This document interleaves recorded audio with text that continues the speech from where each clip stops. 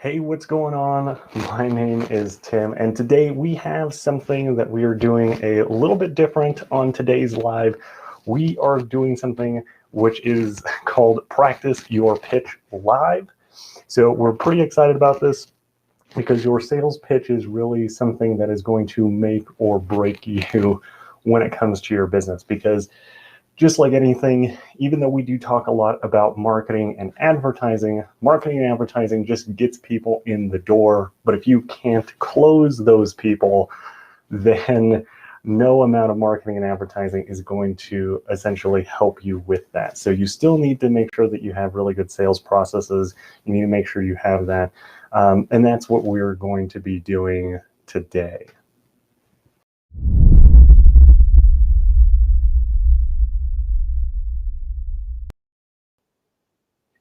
So the way that this is going to pretty much work, like I said, we've never really done this before, so it's going to be a little interesting to see how it's. So what I'm going to do is I'm going to share a invite link so that you can jump on. And really what we're going to do is we are going to be role playing, going through your process. I'll be the prospect. You are going to essentially we're going to go through your sales process, and along the way I'm going to give you pointers and tips and tricks and things that you can do to improve your sales process. Now, like I said, I've been doing sales quite a while. I don't consider myself the end-all be-all expert of sales, but I have done thousands of sales presentations, whether it's one-on-one or in groups or board meetings, all kinds of different things like that. So that's kind of how we're going to do it. I'm going to bring on people one at a time. I'm going to give you an opportunity, about 15 minutes. We'll kind of see how that works. It may go a little bit longer, maybe a little bit shorter. It kind of just depends. And then I also want you to be asking questions along the way. So if you have questions, put them in the chat. And one of the things that I want to do is every single person that gets on and actually goes through this role play, does this, I am going to actually be sending you a $100 hotel savings gift card that you can use that way. Like I said, because one is getting on here, going through your sales presentation, doing that kind of stuff live, getting it critiqued, all that kind of stuff, I know isn't for everyone. So I want to reward the people that are going to take action, jump on, and kind of do that. So let me go ahead and grab the invite link. Like I said, I'll make sure to consistently post it in there. So we'll go ahead and let me get that posted in there. So hopefully that makes sense. I don't know if any of you have questions moving forward. And yeah, like I said, that's really how we're going to kind of do this.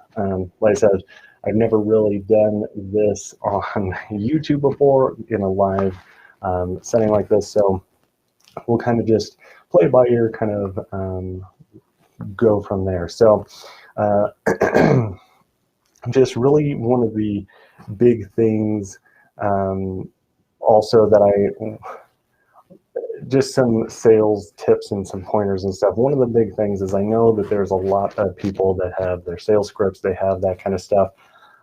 You really need to be practicing as much as possible when you're doing your sales presentations. And one of the things is a lot of people may just read it to themselves and they kind of go over it a few times, but if you can get together with people just like this and be able to walk through it, have somebody pretend to be a prospect. And I think even if you are, depending on what service, any of that stuff that you're doing, I think that you should be able to go out and sell something. Like I said, if you have something, come up with something for that's, $50, $100, whatever it is, go out and try and sell it because that's just going to get you the most experience in the sales process moving forward. So, all right. Hey, Martin, what's going on? Can you hear me all right? Yeah, I can. Hey, what's up, Tim? Yeah, I can hear you. Okay, good. I'm early. I don't know if it's my audio or your audio. It sounds a little choppy. Okay, well, hopefully the signal gets better. It says I have all my bars. I'm on my phone.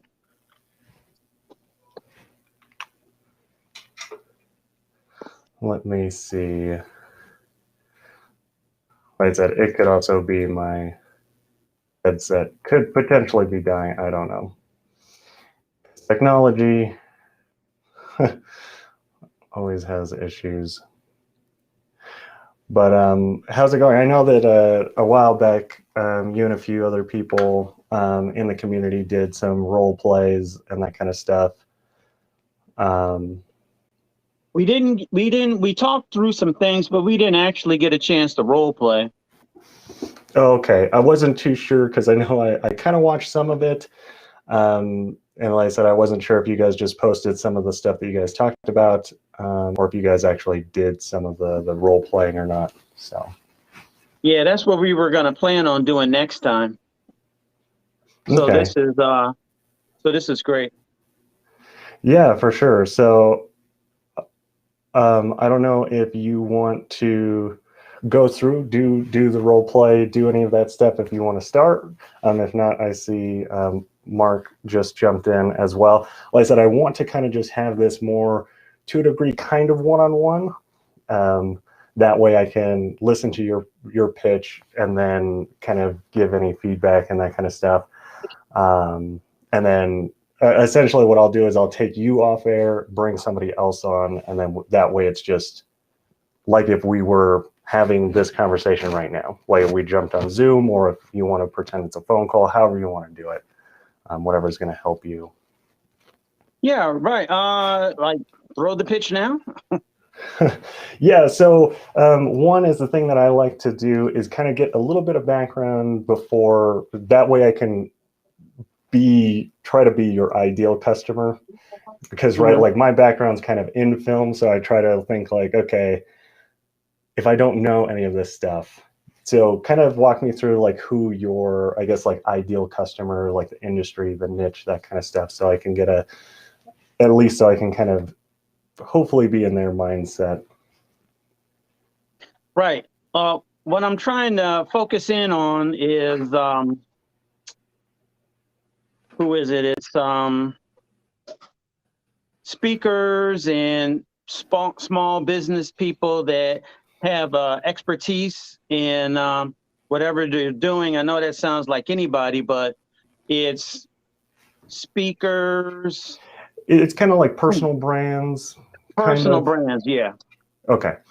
And then, so just how are we on a Zoom call? Are we on a phone call? Doesn't matter. Yeah, I get, Okay. anything.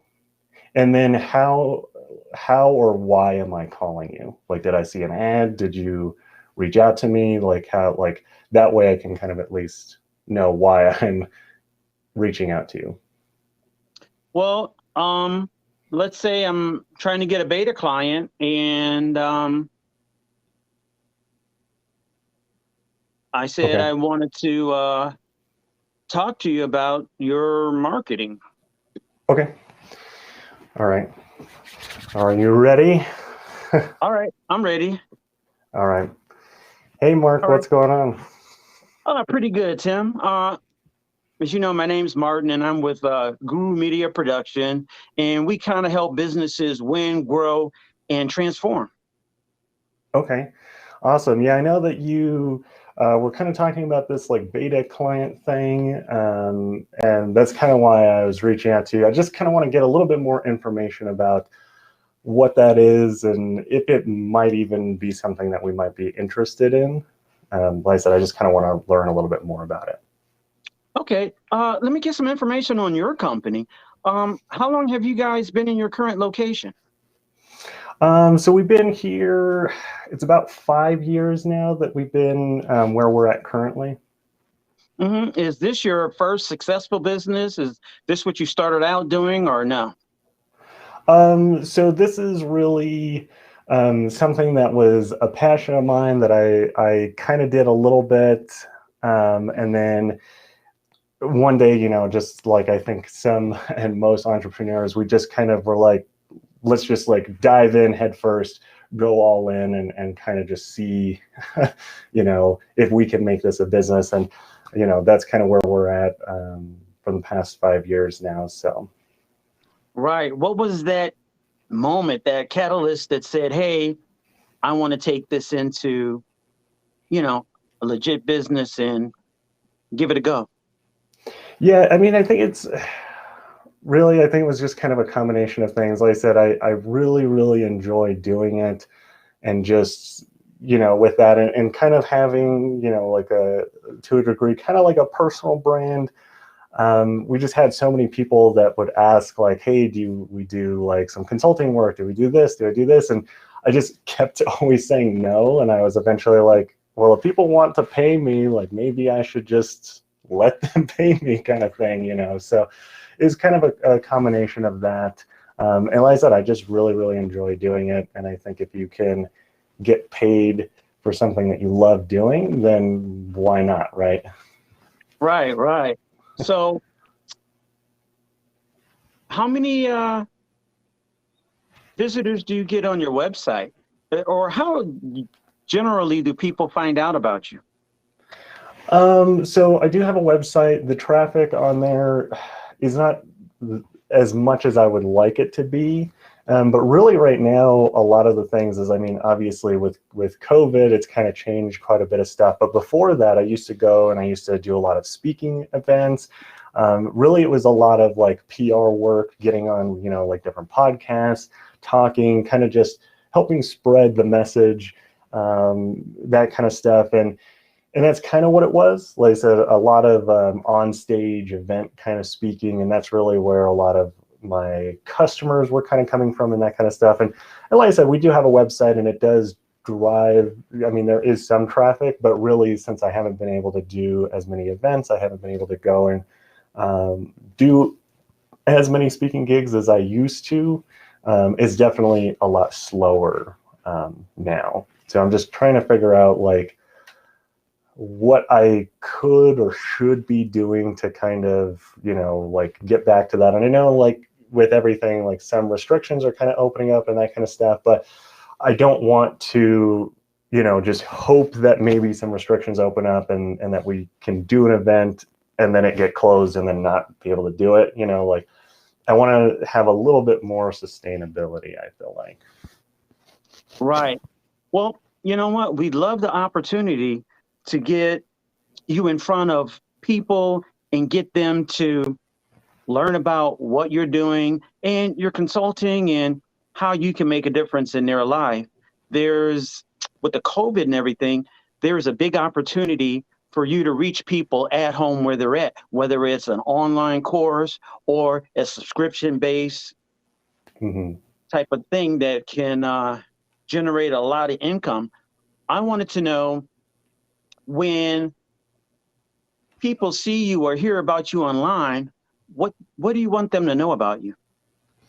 I really, the big thing is, I think I just want them to, right, like the inspiration kind of thing, and really just, my big goal is that they can take away something that's going to greatly impact their life, move them hopefully in the right direction, and not just feel stuck. Because I know for like a long time before I started doing this, like, that was one of the big things that I struggled with. And from just doing it and learning about it, and the things that I've learned and read and that kind of stuff, I know that it's greatly impacted my life, and I kind of just want to almost like pay it forward kind of thing. And right. So.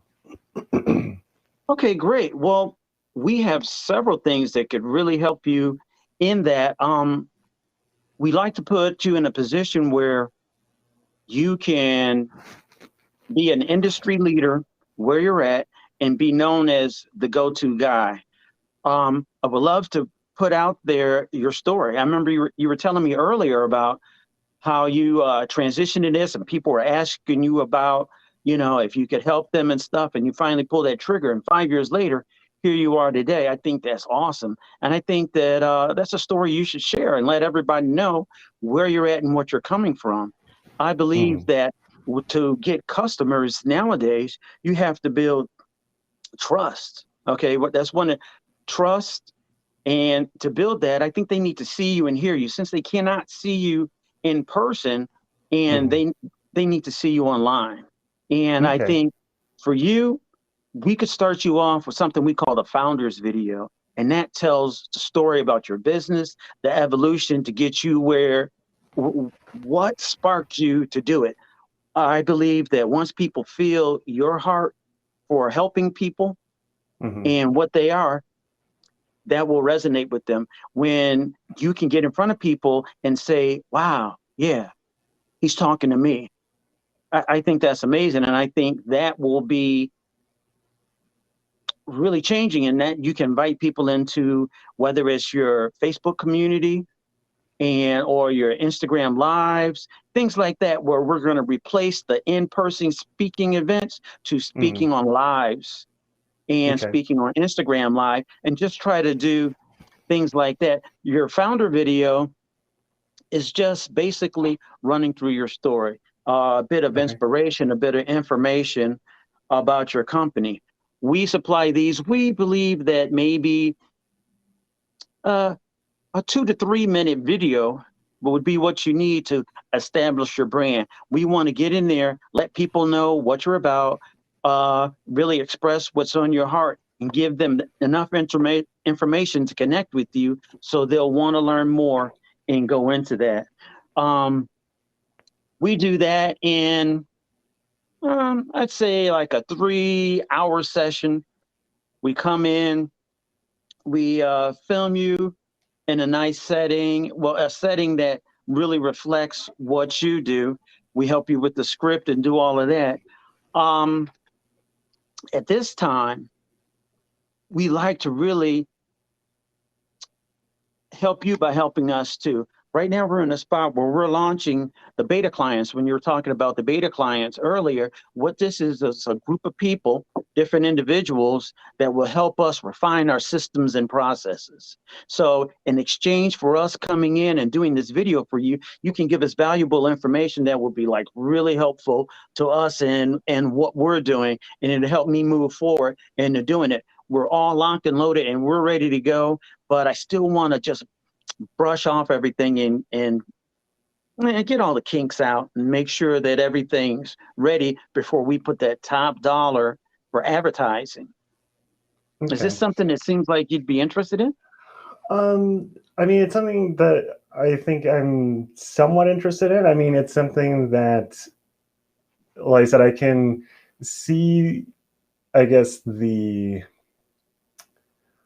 like why we would do it. I guess my thing is like, what do we do with the video once we have it? I guess is my big thing. Like, I know like we do some kind of video and that kind of stuff, but I guess I just don't know how it would be different than like, I don't know, like if I just shot it, like, I don't know, like if I just went and did it, Mm-hmm. like on my own.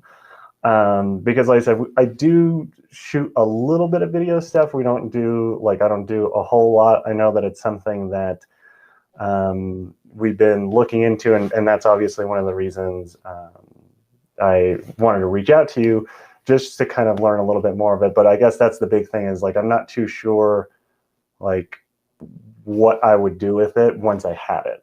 Like, I think it's great and it sounds good. I just don't know, like, what do I do with it? Right, totally understandable. A lot of people have a lot of videos and they put it up and it's like, okay, now what? Okay, this is where we really bring it home, is now what? We're like a now what company. And what we like to do is put you in a position where you can be, you can put it on your Facebook Live, you can put it on your Instagram, you can put it on all your points of contact, wherever you touch people. But what it's going to do is it's going to be strategically built to have a call to action. We're going to have a central location and a central thing where people can go to and uh, respond the way you want them to. So let's say that we want to start reaching out to people and reach more people. It's really got to be tangible. We want to be able to reach out to them again and again. We want to pique people's interest, get them to sign up for our email list. This will be the whole campaign, email list. This is going to be your bread and butter moving forward as a consultant, because now once you get somebody that's interested one time, then we can market to them over and over again and really touch them many times. But the first thing is to get them to sign up and give us our email. So if you tell your story, you give them a call to action, whether we can offer something, and whether it's a free call or it's an ebook we can especially craft for this, or the best thing would be to craft a little mini seminar that we can film, and it'll be a short one, like maybe 10 minutes, that we can film, that they could get to hear you speak again. And that will lead them to drive them to your workbook, your journal, and your new book that's coming out, because we'll do all of these things, and we'll do it, and all of this will be an ebook. Now, if yeah, go ahead. So with that, do you also, I know that you'll do like the video and stuff and like all that. Do you also do like the email part? Like, I guess that's the other thing, is like, will you set that up? Is that something that we need to do, or like, do we need to like find somebody to kind of set all that up? No, we can set it up for you. We can put you in a system. We can put you on an automated program that we use. We can set you up. The big thing about email marketing is having a vehicle that you feel comfortable with and doing. Either we can do it or we can set you up with it, but it's really the content and the strategy behind the content. Being able to put together a sequence of events that lead people to a desired destination. And what we'll do is we'll craft something for 10 touches, 12 touches, over a month of time, 6 months time, just something that comes up. And what this is, as your seasons change and your message change, you'll be able to get that word out. Hey, we've made a change. Hey, we're growing. Hey, we're doing. And it's always touching and getting people to come back to your live seminar and or workshop that you'll be doing online. We're trying to transfer all these people from being online, from being in person to online. And one of the best ways we can do that is through live seminars. We could live stream an event for you, or we can live stream a recorded event. So we can come over, record your talk, your slides, and put everything in. We record it, and then you pick a date and time and say, hey, we're going to live stream. You live stream, we do a quick introduction, and then we play your video, your seminar. And then you can come on afterwards and answer questions or anything like that. So that's what it does. So we will take care of the structures of the email. You control your list, and you can send them out, but we'll write out when you should do it, when is it appropriate, and how much.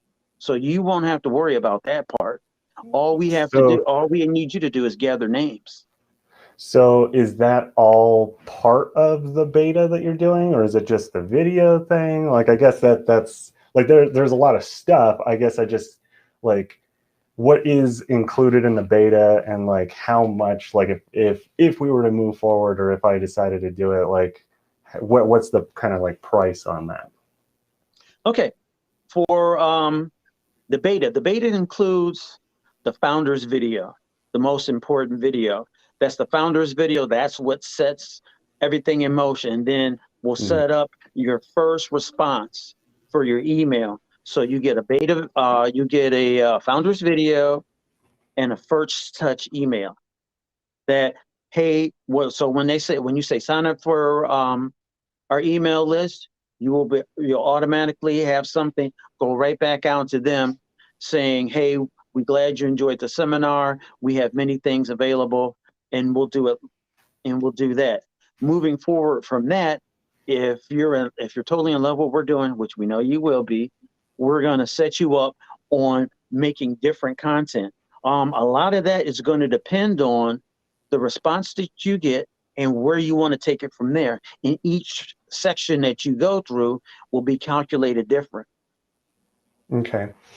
So, I mean, I guess the big thing is like, what happens, like, if it doesn't work? Like, if we go and we get the video and we do that, but we don't get any like people on our email list? What happens?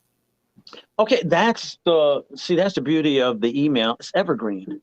So Well, once you tell your story and everything about it, it can live on your website and you can do things that way. Um, we're going to get some signups. We're going to get some email lists. And then once we get the people in and you get them on your email list, then we can look back, find out what we can do different, what we can do to move forward. It's going to take a couple times to refine the whole process, but everything that you do moves you forward and nothing is erased. Once we do this part, evergreen. That's why I like the founders video, because that lives there. Your story doesn't change. It just it gets added on. So okay. we want to capture where you're at now and move you forward. Okay. And what did you say the price was again on the beta stuff? Just, I want to make sure that I All right. remember and it's clear. Yeah, the price for the beta is going to be an exchange. You're going to give me feedback on our systems and processes so we can really define what we're doing, see what works, and find out how we can best serve our customers. And in Okay. exchange for that, we provide you the video. Okay. So there's no cost, from at least from what you're saying, there's no cost to do it. No, there's no cost for you upfront to do the founders video and Mm, start the email sequence with one email for the email sequence. That's enough for you okay. to get in, define your process, find out what's going on, and then from there, we can navigate the best course of action. But to set it all in motion for you, it's just an even exchange of information for information. Okay. And then, so like once, like, let's say that we do all of that and we wanted to do, I don't know, something else. Do you have like pricing on anything else? Like, is there anything else that you can maybe send me that kind of, I can see some other pricing in anything? We're going to do it on a case-by-case basis. What we're going to do is we're going to find out where you want to go, how much video you want, how much email campaign you want. Do you need help with Okay.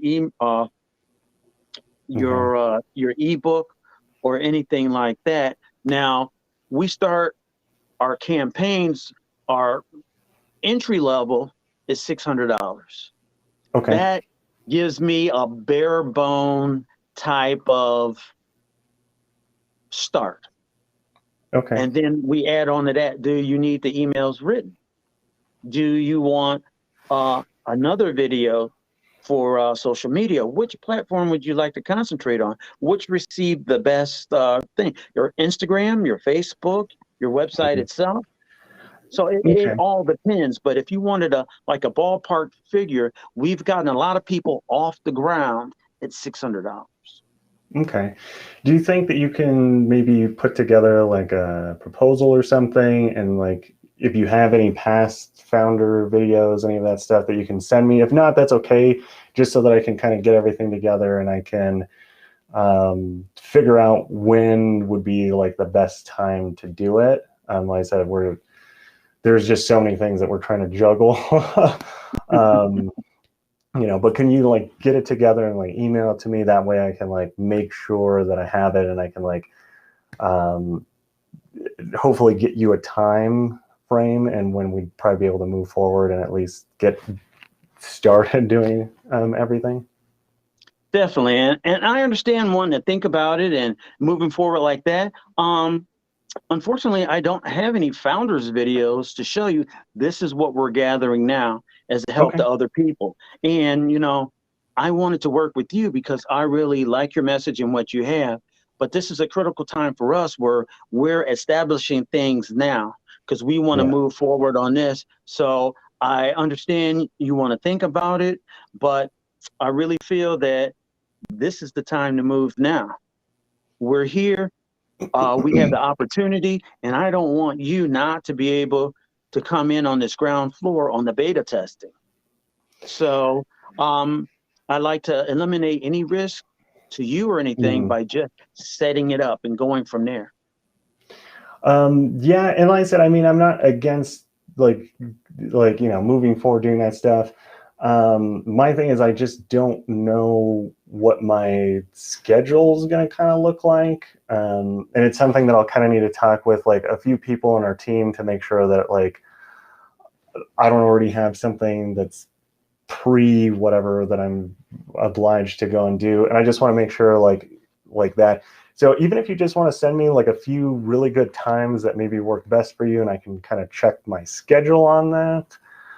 And like I said, at least kind of talk with a little bit of my team and kind of figure out those final, like exactly when we can do it. Because to me, I don't see why we wouldn't do it. I just want to make sure that I can schedule the right time for it. Because one is like, obviously it sounds like, like you guys are trying to kind of work through the process. And obviously like this is something that we haven't really done. And like I said, we've kind of done some videos, but we haven't really done anything quite like this. So I want to just make sure that like I'm also giving you the best, I guess, time to kind of do it. And it doesn't kind of feel super rushed during the whole like trying to figure it out and that kind of stuff. Because the last thing I want to do is like kind of like just give you kind of a random date and then have to like keep rescheduling. Right. Totally understand. Okay. Well, here's what we can do. I can set you up for a date next week. Is Thursday or Wednesday better? Because those are the best days for me. Is Wednesday or Thursday better for you? Probably Thursday. Okay, well, let's get back together on Thursday. I'll give you a call. That'll give you a chance to check with your team. I can definitely make sure that, we hold your spot for this until next Wednesday. And when you decide when you want to move forward. So next Wednesday, we can start putting together some dates. I'd like for you to have some dates in mind Wednesday on when we could come out and film. You're talking about 6 hours of your time on that date. I'd like to schedule it about 2 weeks out so we have time to work on the script and go over that. So I'm really excited about this, and I'm really looking forward to talking to you next Thursday. Yeah, sounds good. All right, bye-bye. All right. So how do you feel that everything went? Like I said, I've only worked with a few influencers before and a few people in this industry, so. Right. I know what I wanted to say, but I kept saying the same thing over and over again. I want to put you in a position. You said that too many times. Once it started flowing, it seemed okay. I would have liked to have more different ways to explain my offer. I saw that I had like one way, but then I didn't think about what I think would really help you. So like, I think that one of the big things that would really help is even though you're going to be doing it for free, actually just say what it is. Like, oh, like our founder videos, like we're going to be charging, $1,500 for a founder video. But right now, like we're wanting to work through our process. We're wanting to kind of do that. So we're trying to find people that really want to make a difference. They really want to like take their business to the next level because, like we don't have any of these videos to kind of showcase. So we're trying to, kind of build a reel, make sure that we understand our process. So we're going to be giving you that entire founder video for free. It's normally $1,500, but you're going to be getting it for free, and like with the beginner email marketing sequence kind of thing, like we normally charge about 300 and something bucks. But we're also just going to throw that in completely free if we can schedule a date. If we can pencil in a good date to get this done for you. That's how I would kind of position it. That's kind of the way that I would go. The only reason is because like one is I think that another good question to ask is, have you ever worked with a video production company before? Have you ever like worked with somebody for them to create video? Because some of them have, and maybe it's even just at an event or it's just, something super simple. That way I can at least gauge if they kind of have a little bit of an idea of the process, or if they are already working with somebody. That way it's not, whenever you tell them it's free, to me, it doesn't feel as like, well, I don't really know if I want to do this now, because like free is great. And sometimes like getting stuff for free, but if I've worked with a production company in the past and they shot like a highlight video for me and I spent, whatever, $800 on it, and you want to do this thing that sounds way more elaborate, but there's not really even a price on it yet. To me, I might feel like, well, maybe the quality is not going to be quite there. That's why I think if you give it a price and then you let them know, like, yeah, we've kind of done this. And I think the same thing, if somebody asks, like, if you have any past work, I would even just let them know, like, hey, like, the reason we're doing this for free is because we need to build the reel of these, right? And we're building the process for this. We have some other work that we've done that I can send you. That way you can kind of at least see maybe the quality of work to be exactly the founder video. Yeah, so that kind of thing. And I think if you kind of position it that way, I think that it'll do a lot better. Because I think when you don't give it a price, I may not, right? It doesn't sound as intriguing. But if I'm like, yeah, like we're going to be charging $1,500 for these kinds of videos, and then I'm just like, dang, I'm going to get $1,500 worth of something for free. That sounds a little bit more better. That sounds a little bit more intriguing. Right, and then they'll know our price range where we're at, and they don't have to ask, and I don't have to tell them. Yeah, so you're kind of setting it all up, and they can kind of start getting a little bit of a gauge. And to me, I think it makes me feel a little bit better about getting something for free. So that's just kind of what I would say on there. Other than that, I think mainly I think everything went fairly well. Like you said, I think that you kind of know that you kind of repeated a few things, but I think that, like I said, obviously with practice and all that stuff, it'll kind of get a little bit smoother. But I think that those key things, I think, will make a big difference. So hopefully that helps at least. Yeah, definitely does. So do you have any final questions before I have you jump off and I bring somebody else on to go through theirs? Nope, but basically, was it in the ballpark, kinda, or? Yeah, no, I mean, I definitely think that it's one of those that I think that you'll get some no's, because some people they may think that they don't need it. They may just, time could be a big thing. And that's totally fine. But I think that you're definitely going to get some people. Free always gets people.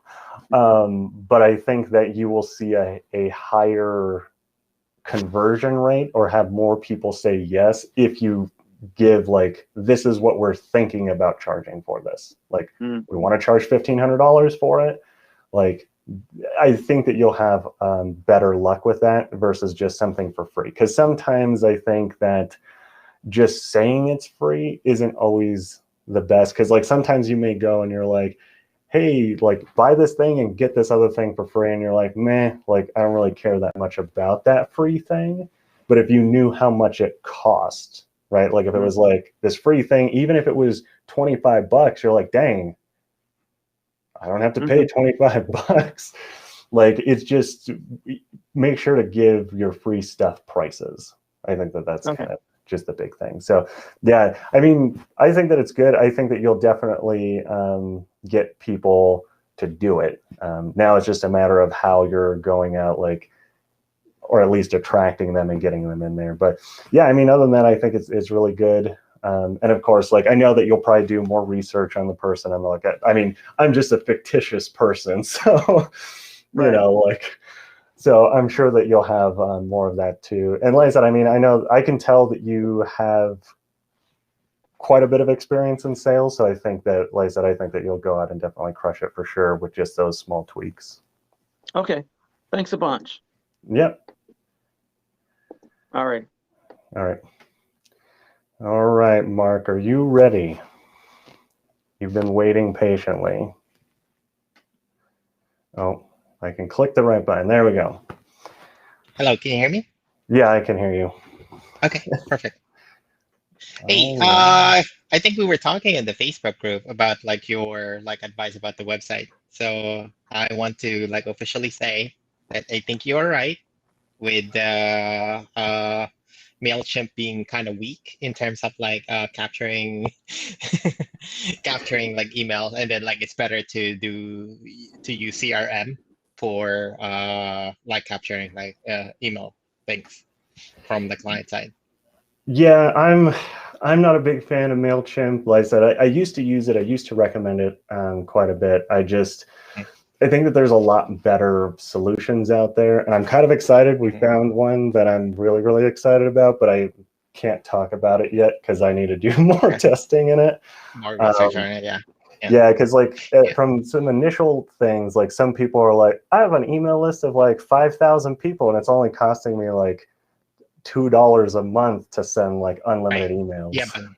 but what do you do with it? Yeah. So like how do you Yeah. like go through the process, and like how do you develop it, and like yeah, and like how do you keep in touch with the project, and then like manage all of that. Like so yeah, but like uh first of all, thank you for like jumping on that conversation and like giving your Yeah. perspective. And then you're pretty cool as a advertiser, and then like you're sharing your knowledge for free to everyone. It's like pretty cool. Yeah. Yeah. Yeah, we're trying to. The big thing is we're trying to grow our YouTube channel, trying to Hmm. do all that fun stuff. I just really like doing all of this, and we do it every day. So Hmm. to me, it's like it's just kind of Yeah. second nature. And I know, Mm. like starting out, like they're like, of course, I'm like, man, I wish I would have known this when I started. So Shoot, me too. you Like know, I could, if I could have talked to myself like 5 years ago, like I would have said, like, okay, stop what you're doing, full circle, like do this right from immediately from the start. Because like, there's a lot of like learning curves out there, especially with like advertising and marketing. Because like that's your expertise, right? Like that's what you do. Like, yeah. So I own. Obviously, okay. scary good marketing, and that's Mhm. pretty much what we do. So we do a lot of just the advertising, a lot of digital advertising. We do still occasionally do some old school advertising, but it's we think about it in a very different way Yeah. in that sense. But yeah, I mean, pretty much everything from like building websites to writing copy to creating like the actual ads. And like my background is in film production, so like that's what I got my Hmm. degree in. I used to be Hmm. a makeup artist. That was like my Yeah. thing. So Oh. um, That's yeah, very so different. yeah, very, very different. My nickname in a film school was the blood guy because I was the guy you needed blood, you needed to like Ah, chop somebody's head off or something. I was that guy. thriller. um, Yeah. Okay. That's but cool. it was just funny though because like in film school, I didn't ever really realize how entrepreneurial I was. And then I had a Hmm. production company. I did that for a really, really long time, and kind of the same thing. I just got tired of people asking me, "Hey, do you do marketing and advertising? Do you do marketing and advertising?" I just kept saying Yeah. no, and Yeah. I'm like, that's a lot of money that I just keep saying no to. So I pretty Hmm. much just Yeah. dove into it, hired a bunch of mentors, went to a bunch of different really big agencies here in the U.S., like learned like how they Yeah. operate, their I mean, sales and processes, like everything. And then we've just been doing that since like 2016. So we're still somewhat young, yeah. Very but young. Yeah. yeah, Yeah. so that's a big thing. So yeah, That's so do you want to go that's through your sales process? yes. But I would like to preface it like so. Like I got attracted to Flash Film Academy. Like basically, that's where you kind of live too, right? Mhm. Because of the advertising and marketing part of it. Technically, I'm not a creative, but I know some creative things that Mhm. like for like video and like food photography and stuff like that. My primary company is basically I'm an app developer, and Okay. I turned into like learning advertising, marketing, website design to Yeah. like figuring out the creative side because of like 50% of the business relies on advertising and marketing.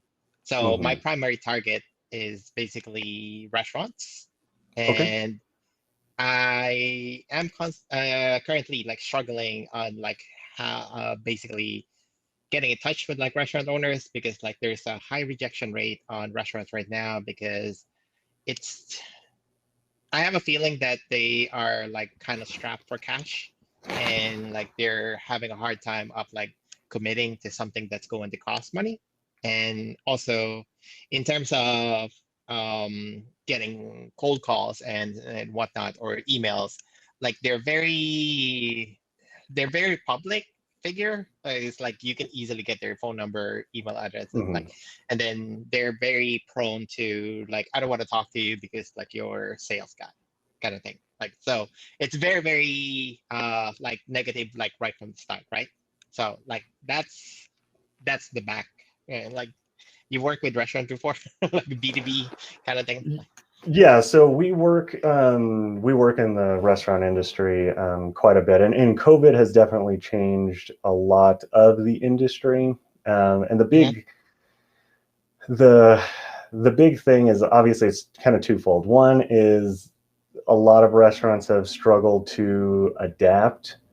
Um, and it's like one Oh, of the things absolutely. that I always kind of laugh a little bit about, because like a lot of people complain about the whole delivery thing, right? And they're like, oh, Mhm. well, if it wasn't for COVID, we wouldn't have to do this whole delivery thing. But I'm like, well, if you look at the data, delivery sales actually surpassed in dining back in 2018. That was way No, before COVID, so like it was just, you just didn't want to do it, and now you kind of have to. ridiculous. So Yeah.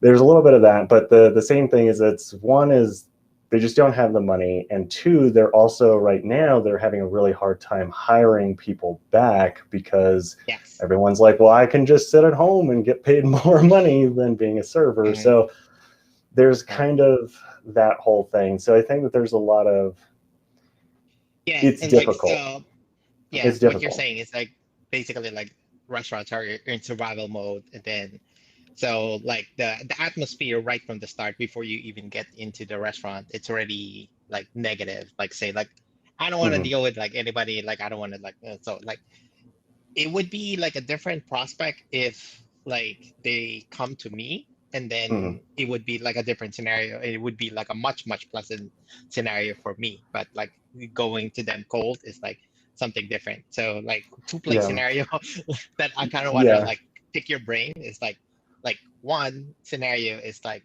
I wish you could help me with this part. Like, how do I attract like more restaurants Hmm. to like come and check out my website, and then to like sign up, or like to know my business, and like kind of stuff like that. Hmm. And then the second part would be because that's not enough. I know that, because like in advertising and marketing, like you can only spend so much, and then you have a budget, and then you have to go out there also to like get the business yourself, right? So like Hmm. that's the second scenario that I can like play through with you in like pitch Okay. wise. Yeah. Yeah. So I guess the big thing is like, what are you trying to sell them? Like, what is, I guess, like the Okay. offer that you're taking? Just like so that I Yeah. know. Okay. Let's play the pitch. Like let's pretend that you're interested and you contacted me, Mhm. because like it's going to be like a different pitch. Like if I contacted you out of cold, Yeah. right? Yeah. So Yeah. like, So why am I contacting you? like let's pretend that you saw my website, and then like you saw the demo reel, and then like basically like what I do, and like on the website stuff, like Okay. basically like you And saw that what I is it? developed. Yeah. Yeah, Like what is it? Is it video content, or like just so that it's a I video know? content. Because okay. So like video content Yeah. specifically for restaurants. Okay. Okay. Mm. Video content like that basically demos the app that I developed for like restaurants, like for Okay. inside and outside the restaurant for like customer, basically. Yeah. Okay. Yeah. So it's okay. That's fine. I'll just ask you Yeah. in the pitch. Okay. Okay. That's All right. totally All right. fine. Yeah. Yeah, that's cool. Yeah. So you're a restaurant owner. Yes. I love food and I love cooking, so it's not too Oh, bad. yeah, me too. But I like eating too, like good food. Yeah. All right. So is this a phone call, video call? Doesn't matter. Either way. Doesn't matter. Okay. All right. So I don't know if what's the name of your company? Obis Hub. Sorry, say that again. Oh, My I'll type it in. It's Obis Hub.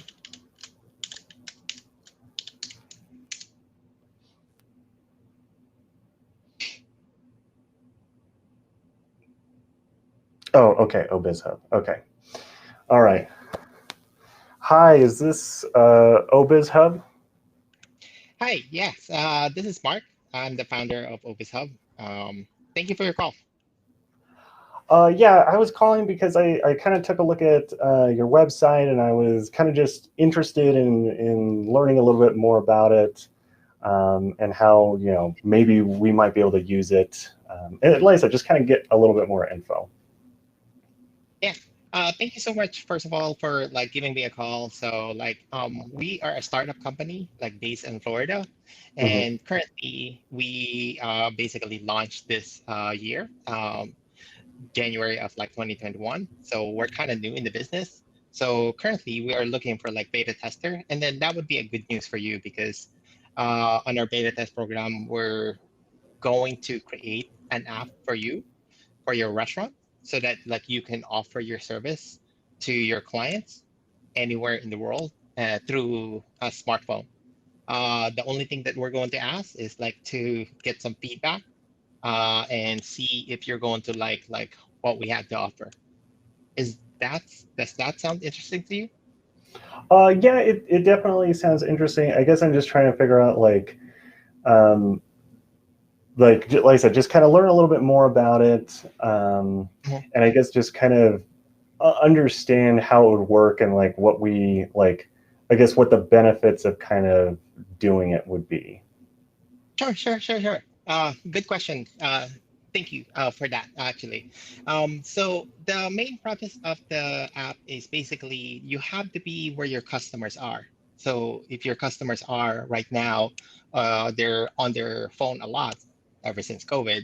You know that like they're on Mm-hmm. TikTok, like whatever, or like YouTube watching like stuff. Like so, you have to have like presence on that.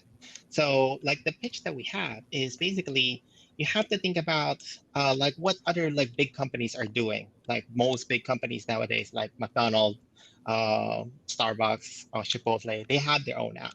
Like, Mm-hmm. and I'm pretty sure like all these big companies, they have like a lot of smart people under their belt. Like, and then they have a lot of like budget like under their belt. So the idea that we have is like I want to help basically a mom and pop shop or like whatever Mm-hmm. your restaurant is like to help you be competitive with like the big boys by offering the same service that they have, but for a very fraction of a cost. Like when I say fraction of a cost, it's free for you today because like we're looking for like beta client. So the service is basically it's an all-in-one point of sale system integrated with its own custom app.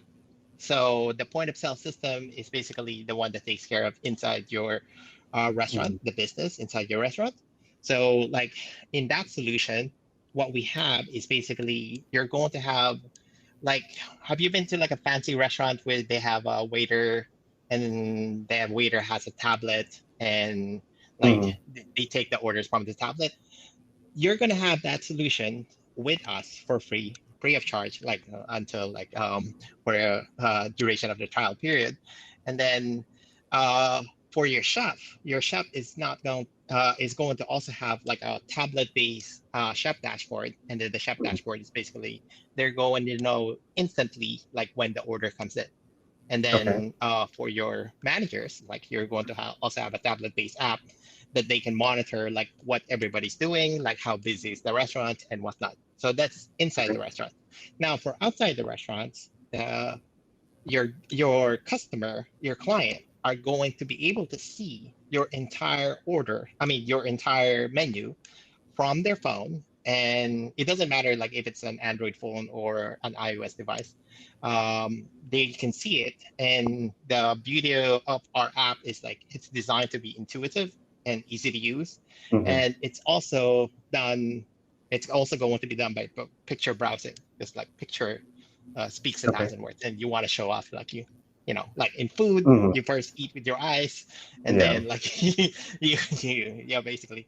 So if you want me to do a demonstration, like we can set it up, and then I can show you more. But Okay. first question would be like, does does sound interesting? Does this sound interesting to you? Yeah. Yeah, I mean, it's definitely interesting. I know that it's just like anything. Like I understand like why we're like being able to have that and just making it a lot easier. I guess my question is like with that, since it is like a POS system, are we going to like have to switch out our current like payment provider kind of thing? Are we going to have to switch it to you, or do you have like, is it like your own payment kind of thing? And like, Mhm. what are the like Where are the details? fees Like, on that? Yeah, like the yeah. fees with that and whatnot. Yeah. So typically, like this is like not part of the pitch, but typically like that's part of the questions actually that I get like from like most restaurants. And actually they also ask like how much does it really cost? Like how do you make money? Like those are the Yeah. questions that they do. Yeah, and So like I said, I know that those are questions that, because I have worked with a few tech companies that do tech in the restaurant industry, and I know that these are like mhm, always the question. That's yeah. why I asked them in this Right. because, Yeah, I understand. I understand. So go back to the page. All right. So yeah, for inside the restaurants, like we could take care of the payment process itself, but we know for a fact that the rates that your own merchant account can provide for you will be a lot cheaper than what we can Mhm, provide.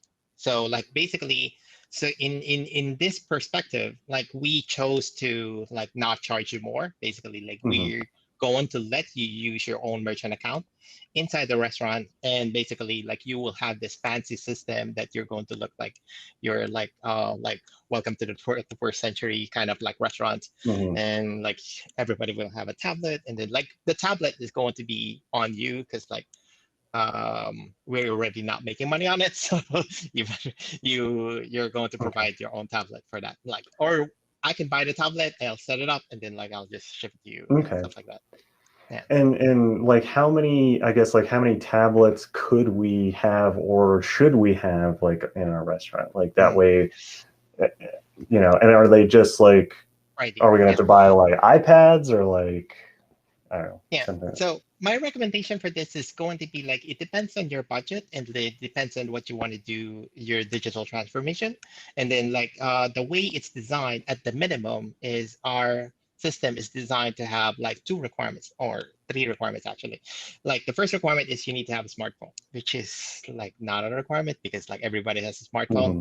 And then the second requirement is like at least to have like one tablet. So one tablet is going to be at least for your manager so that they can like Hmm. keep using the existing system and then like take the orders from there and then just pass it on to the kitchen like through the existing system, yeah, at the minimum. So and then the third one is POS printer, like your thermal printer that Okay. I'm assuming Yeah. that you already have, so like it's Yeah. not a requirement per se. So that's the minimum. And then like moving forward, if you like the system that we provide, like you can keep adding like the tablet that you want, like say for like one waiter, like Hmm. this quarter, and then like another quarter it's going to be another tablet, and then next quarter it's going to be another tablet, and then it depends on you on like how. And then also like since we are part of the beta testing, you're going to have a say on like what we're going to develop. So like if you Hmm. have like suggestion or like improvements that we can implement in our code, like I can do that for you, basically. Like you're talking to Yeah. the programmer here, so like yada, and then like it goes from there. But that is an ideal conversation. Hmm. I actually rarely get to that like part, like because like I said, yeah. So So I what? wish I could have that conversation with you. Yeah. Like So I guess yeah. And that's the whole thing is because like to me, I just want to kind of see like as much as possible. So I Mhm. guess my question is in that what is normally like how does it normally go? Like when you Okay, go, just so like that I can kind of okay. see what's going on. All right. Okay. So the norm is like basically I have like perspective like already. I've tried this in couple of ways. Like I tried this like in person, and then I tried this over the phone, and then I tried this like through email, and none of them like really like are that effective. Because like, okay, so maybe there's a timing thing on the in person because I was trying it. Sorry, No I worries. was trying it like during uh the heavy COVID, like everybody's like fearing, like nobody's going out kind of thing. Yeah. So like that's when I was like trying it. So like during that time, like most restaurants, like when I go to the door, like, hi, I'm an app developer. Like we offer, we want to create an app for you, and then it's going to like cost you fees, like, and then like usually like I would say like 80% of the time, probably it's going to be a brush up. We're not interested. Like we're barely surviving. It's like we're like Hmm. even like it's going to cost you nothing to do this. Like and then you want to offer it. I mean, you're going to have Yeah. like more business on this. So the problem is also is that the client. Mm. I think you have to put your mindset in the client perspective because like the client is try to think about like their like business like for the past following like 4 months, they don't have that many business. They probably lost like 80% Yeah. of their business.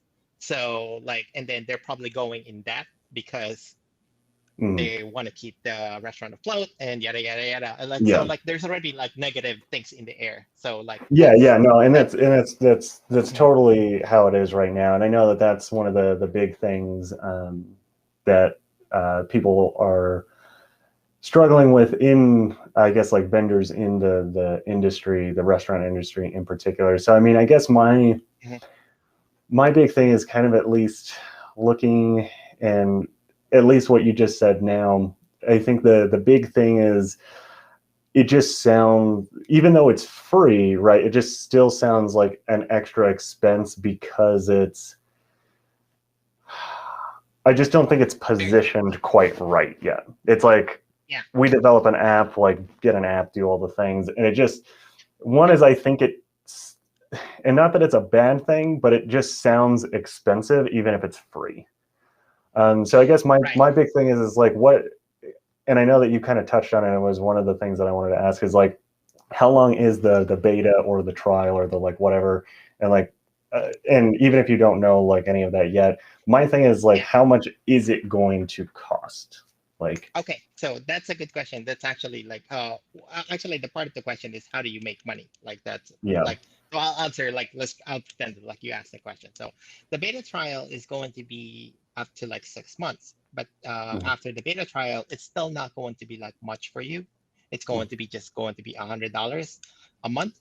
And just for context, let me try to break down like how much it really costs for creating an app for like a restaurant. So typically, if you want to create an app for a restaurant, say like your McDonald's or Mhm. your any like corporation out there that has wants to create their own app, like typically what you're going to hire is like at least like 4 engineers, 4 testers, 4 network guys, and then like approximately like probably holding back like probably like 20 people.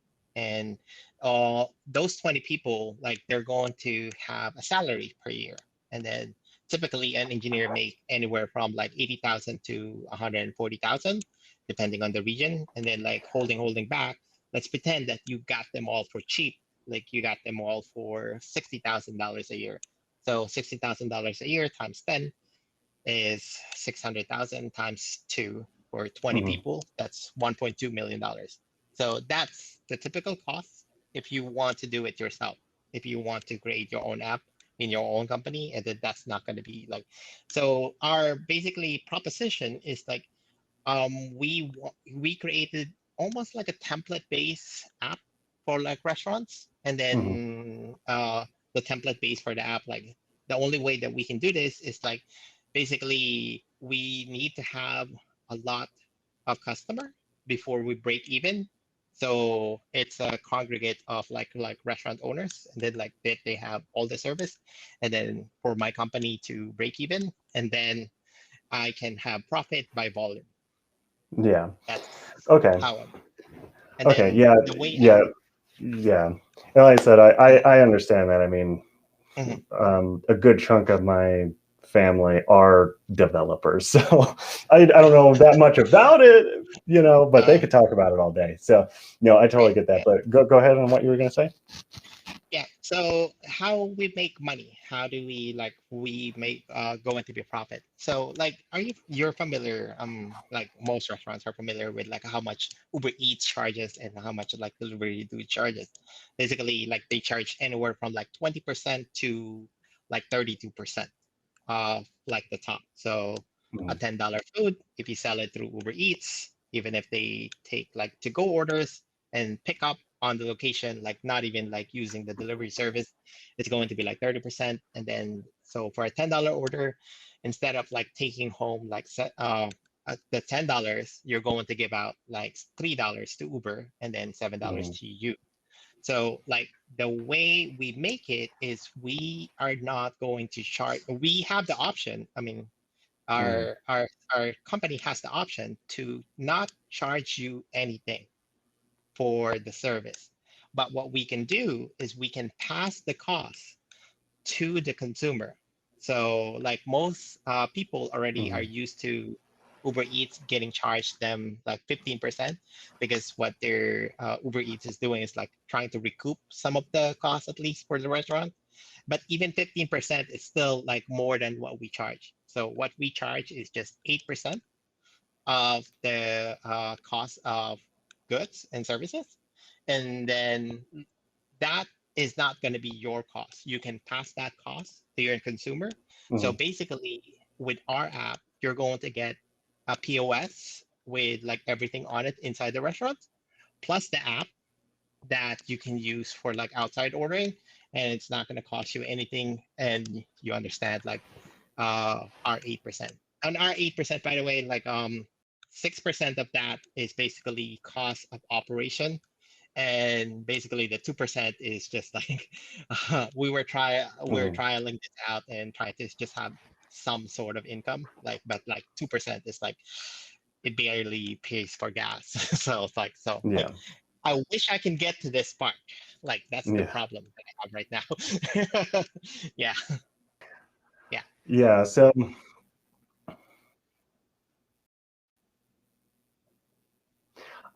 I think that's honestly, I think that that's really where your hook or your everything is right. Like, even just go and be like, hey, like, are you, um, right now, like, obviously we know that restaurants are struggling. Like, Hmm. are you really struggling right now? What if I was able They are. to help you reduce the commissions that you have to pay to Grubhub, Uber Eats, like, they're whatever, 20% commission. What if I was able to bring that down to like 8% commission for you? Would that be something that you would be interested in kind of talking about and exploring? I think that that's how you open, because to That me, would be the hook. that sounds way better than like, hey, I develop an app. Hey, because right off the bat, it's like, well, Uber Eats, Grubhub, Yeah. all they're like, that's pretty much what they are. And it's just, now it's Hmm. like, man, now I got to go to another one of these companies to be on, to Right. maybe Yeah. hopefully get a little bit more exposure, that kind of stuff. Right. That's kind of So what you I think think. it's a good idea to mention other companies like right from the start as a pitch? So I like the think pitch is so, going to be because like, yeah, I mean, one is, like I said, you're already, to a degree, you're talking about McDonald's. The mhm, one that I would probably go with is Chick-fil-A. One is just because Chick-fil-A. people, like, nobody really, to a degree, has anything bad to say about Chick-fil-A. Like McDonald's, people Right. say that they hate Yeah. it, but they still go and eat it. Like, right? It's Or just one of those Starbucks, things. right? Yeah. Yeah. So one is, I would kind of position it that way, and I would just be like, just like anything, like, yeah, like this same strategy is what Chick-fil-A is using. Imagine if you were able to have a huge, like, when was the last time you drove past a Chick-fil-A and there wasn't a huge line? Imagine if you were able to have that for your restaurant, and you were able to Mhm. go from 20% commission on all these delivery places and all this whatever, Right. and we were able to bring that down to 8%. Yeah. Is that That's something part you'd of be the, interested in talking about, or yeah. at least like learning a little bit about, having a Yeah. conversation about?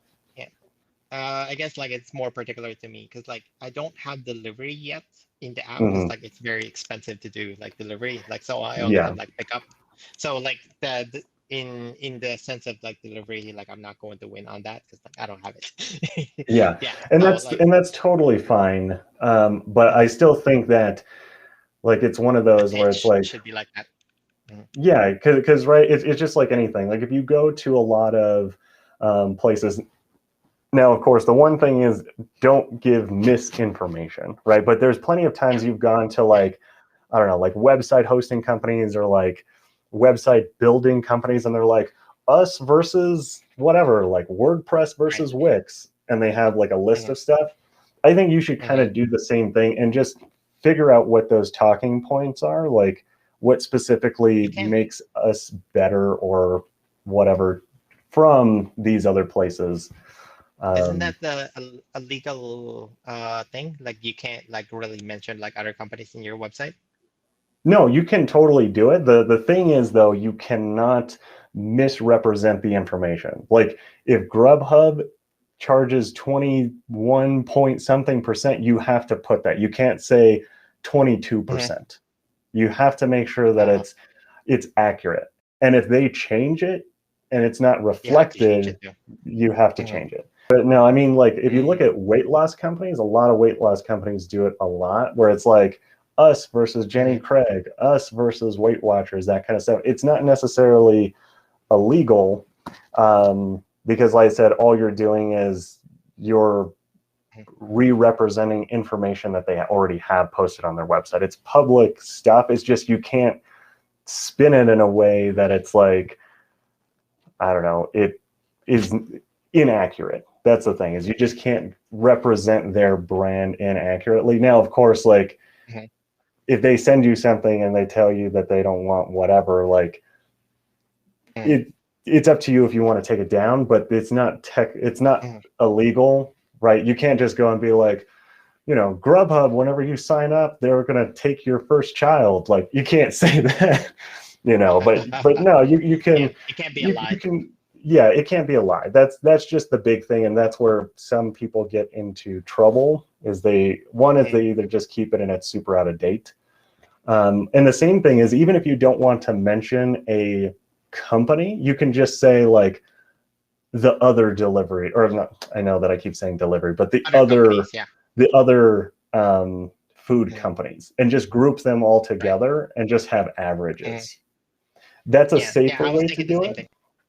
Mhm, is I guess what you can do. But yeah, that's kind of how I would do the stuff. And I think mhm, putting that, like I said, I obviously haven't seen the website, I haven't done any of that, but having those kind mhm. of things, and I think that's really what it is. I think that could even be like a potential lead magnet. That can be something that you could advertise and get people, because I think that's the big thing. If it's how do I save money, not how do I spend Mhm. more money, but if it's like, well, if I'm Right. already paying this amount, if I can lower that, then Yeah. why wouldn't I do And it, or get at better least service. Yeah. have that conversation. And I think that's Very cool. the big thing there is it's right now, and I think in the restaurant industry, it's more like how do I save money than like keep adding on. And I think that Hmm. if you can Yeah. show them that and you can kind of, like I said, explain that and whatever, and kind of what I would also do is even like during the thing is I would just be like, yeah, like I don't know about you, but how do you feel about having to pay 20% commission on Uber Eats and this and make it just like, Yeah. oh, it's so terrible. Like I hate, like Mhm. make them Yeah. I say wish I could all start the, that conversation like right away. Cause like, but you can never have that conversation at the I, start. Like I you always think, have to have a greeting. I don't necessarily um, think that you um, have to. I mean, one of the big things is I'm like, obviously, if you go out to eat or you do any of that stuff, sometimes I think like try to figure out how you can just make it somewhat natural or like whatever. Like there are plenty of times I've gone Spin out it. to eat and I'm just like, hey, as like a manager here or like a head chef or like whatever. Obviously, it's going to depend on the business or like is the owner here. Like I just want to like compliment them on how great the food is and that kind of stuff, and get in that conversation, and then just be like, hey, like, I'm just curious, like, are you guys on Grubhub, Uber Eats, any of that kind of stuff?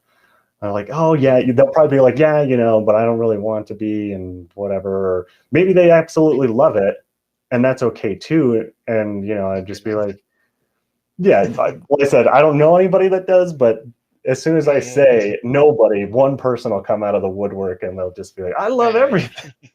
But so to me, kind of like, that's how I kind of get into that. And even if you went, and I wouldn't even necessarily worry about like going and trying to like shake hands, do that kind of stuff. Even if you want to go like super old school guerrilla marketing, like I would just create like a little flyer with a QR code that says like, are you tired of paying 20% commission from all these apps? Would you like to know how to go from 20% to 8%? If you're interested, go here or go whatever, and literally just go to businesses, slide them under doors, do whatever. Like, because to me, I'm like, sometimes old school guerrilla marketing like that works, right? And if you're like bootstrapping it, you got to do that kind of stuff. Like, to be honest, I'm like, sometimes we still do some of that just to like test out some ideas, and you'll be surprised at like what some of those things, and like the whole QR code thing, I think is great. And I think that if you have a QR code, I would just try to figure out how to craft some kind of a video that is kind of like that pitch, and I would actually just do it as like a demo, like, hey, like, these cost X amount, this is kind of what you get, this is what we have and why we created it, and here's how it works, like here's a whole, and then I get so much more clarity. And it's like, if you're interested in booking like a 15-minute call to see if this is right for you, here's the thing to book. Sign up. And I think that you have a lot more people that to a degree would do it. And I'm like, honestly, even if you just have a printer yourself and you just print all the things, like what is the cost of that? Right? It's not that much. I'm actually thinking like you can do that on Facebook also, like on Facebook posts, and like, and you can like you can always promote it, you can do that kind of stuff. But like I said, sometimes I'm like, even especially if you want to start in like a local market or you want to do that, sometimes that stuff, like, it still works. Like, I'm always surprised of like what it is. And the big thing is if it sounds really good, and I think that that's a big thing. If it's like, dang, I can go from 20% to 8%, it's going to be really difficult for somebody not to just look at it, because there's no commitment. There's no like, hey, get on a call, we get on this. Like, to me, that's like, man, now I got to take time out of my day. I got to do this. I can just go and I can literally scan this thing on my phone, and now there's this little video that's like XYZ, whatever, and I can watch it. Like, and if you throw that under my door, or it's stuck in my door and I get it, maybe I may look at it, maybe I might toss it. That's totally fine. But the thing is, if I read it and I'm like, whatever, I can guarantee you they're going to keep thinking about that all day, because they're like, dang, like 20% is that true or not true? Yeah, because that's the thing is it's going to be like one of those things where if they didn't look at it, they're going to be staying up at night thinking about, dang, could we really be doing like, and that's what I think it is. I think that that's like crafting that as kind of a hook, Yeah. So I hope that helps. Can I continue with this thing? Like, do you suggest that I should also like refocus my website onto like focusing on like that strategy also? Because the one thing that I think from you is like, basically I had like a lot of like ideas, and then like, you kind of like hyper focus on like one really good one, and then like that's the focus that you have, and then it's like, so should I use the same strategy with the website of like, say, like, don't even like spill out like all the benefits that you can have with it, like just like hyper focus on like one? No, I think so. It's one of those where it's kind of twofold. One is, I think that your website, to a degree, and I don't want to say needs to be generic. Like, I don't like that word, but I think that it needs to be a little bit more broad, because if somebody like hears something or remembers and they look it up, it's going to give them essentially any and all the information that they need based on where they're at. Now with this, what I would do is I would just create like a specific page or a landing page that this is all you can do. Like you go there, you watch this video, and you can book a call. And like that, the QR code, the link that you give them, that's the only thing that goes to. And right, the same thing like with the ad. Like for us, like we set up ads and we build out specific landing pages that go specifically to that. And that's it. Like that's it. There's nothing else. But the same thing, like if somebody watches a video or, you know, we, I don't know, decided to put a billboard up because we're crazy for some reason, I don't know, which I don't think we would do. But if we did and somebody drives down the street and they're like, scary good marketing, and they search it, I want them to kind of have a overall picture of what we do. That way, like wherever they're at, they can kind of understand. But you want to have like that specific offer, that specific hook, that specific thing that landing page. Yeah, is going to go to a landing page. And that's really like, right, like everyone that goes to that page, you should have, you know, like your Facebook tracking pixels, all the things, and you can start re-advertising to those people, and your re-advertising cost is going to be lower because they now know you, they maybe watch some of the video, they kind of have a better understanding, and now that ad can just show up and follow them. And it's going to be a lot cheaper than maybe trying to go after a lot of cold traffic. And then once you have quite a few people in there, what you could do is you could set up custom audiences and say, okay, Facebook or Google or Snapchat, whatever, go out and find me people similar to all the people that signed up. Like look at all of their demographic data and go and find them and bring them to this page, because we know what the conversion rate of this page is. And then you can A/B test things, you can tweak it. And that's how I would do it. Just because like I said, online advertising, and like I said, that it just allows you to do, like I said, to kind of just know, like, is this something that people really, really want? And you're not just like trying to redesign your entire website, because maybe somebody went to that and maybe somebody went to that and they really liked it, but they, you know, they were like watching it and they were standing in line somewhere, and then it was their turn to check out and they didn't have a chance to book, and they put it in their pocket and they forgot about it. But then whenever they got back, the page wasn't there, and they go and they search you, and now it's just like, to me, I don't think it would benefit from that. Like now they can kind of go and be like, oh yeah, like I remember watching that in the video, and oh right, I remember that thing too. Like I really need to do this. And it just shows kind of all that stuff. Like I said, that's kind of just how I think about it. Very helpful, actually. Like, thank you so much for that. Like, very good insight, and like, you actually gave me like an awesome idea that I'm actually going to do, and like with the landing page and everything. Yeah, like it's just like perspective of like other people. It's like the last question that I have for you. Sorry if I'm hogging the time. Like, no. It's totally fine. Yeah. What would you like say, like you kind of know like what I do and like how I'm going to do about like things, like what would you recommend for like online advertising, and like how much should I start? Like say like let's pretend that I created like a QR code. It's like or a post of like, are you tired of paying 20%? It's like with Obis Hub you can pay like 8% or something along that line. So it's like how much, like where and how much and how are you going to like advertise online? It's a loaded question, sorry.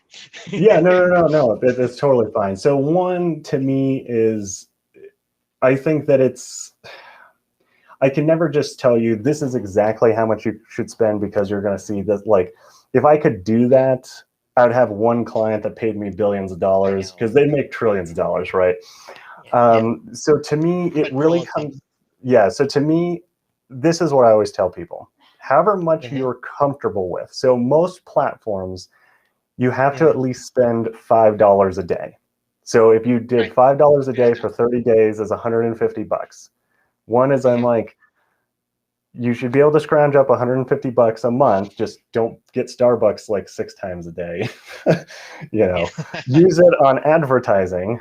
So to me, whatever you're most comfortable with, but realistically, let's say you had $1,000. I would much rather you spend, what is it? I think it's like, I can't remember the math. I would much rather you split that $1,000 over the course of maybe 1 to 2 months and consistently run your ad for that time than just take that $1,000 and run one ad for like a week.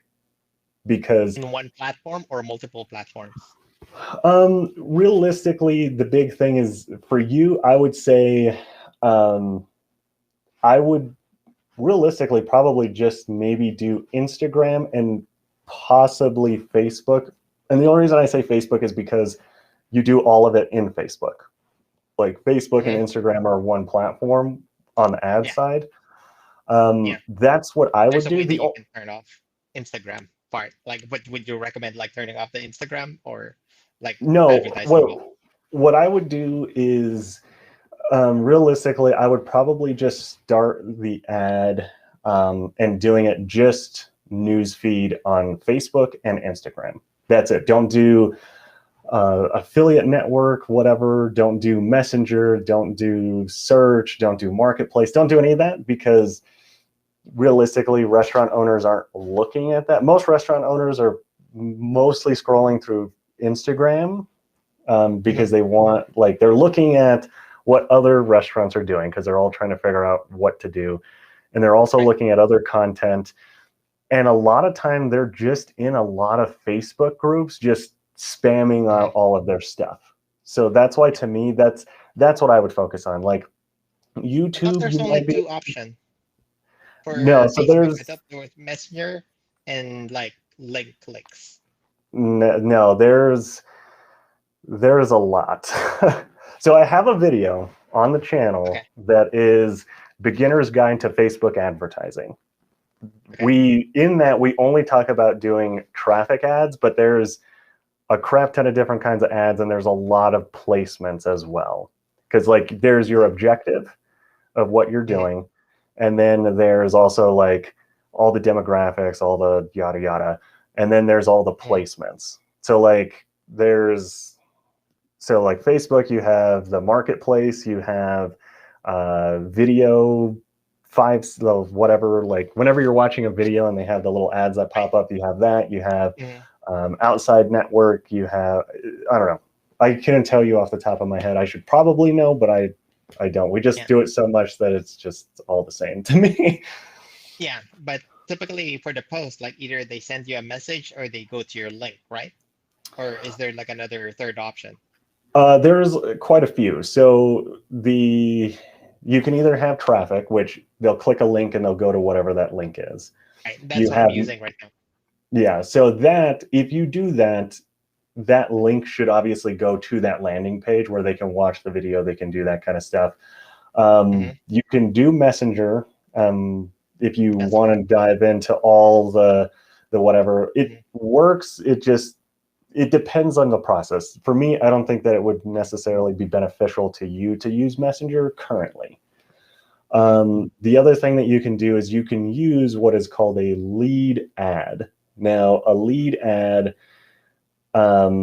essentially is like a opt-in that Facebook has, where they say yes, and it'll auto-populate their name and their email and any other information you want to gather, and they click yes. And then it'll send them to like a mini, like, okay, thanks, we got your stuff, whatever. If you use that, my recommendation is you probably want to have something like Zapier, and you'd have to have a paid account to pull the data out, go into an email. Automate it. Because if not, you have to do it manually. So they work really well, and they could potentially work. Like I said, it's all things that you kind of have to test and kind of see what you want to use.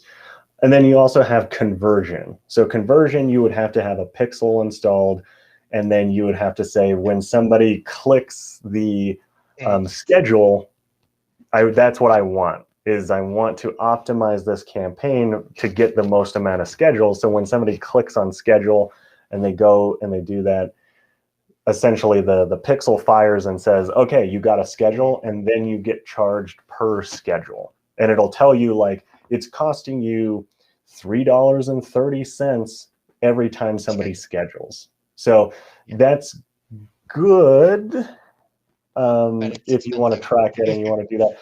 And well, the only reason it becomes expensive is one is if your ad isn't good at getting people to click, and then two, if your landing page isn't good at convincing people to schedule, and three, if you set it up wrong and the data is not tracking properly, obviously it's going to cost more. It can become cheaper over time because the pixel will learn, and because essentially what it does is every time somebody clicks, it catalogs that data and then it sends it to the ad and it tries to find people similar. Where like link clicks, it's just going to say this person clicked on it, find more people that click. But just because somebody clicks doesn't mean that they're a good fit to book an appointment. So it's kind of either way. We've had success both ways. Yeah.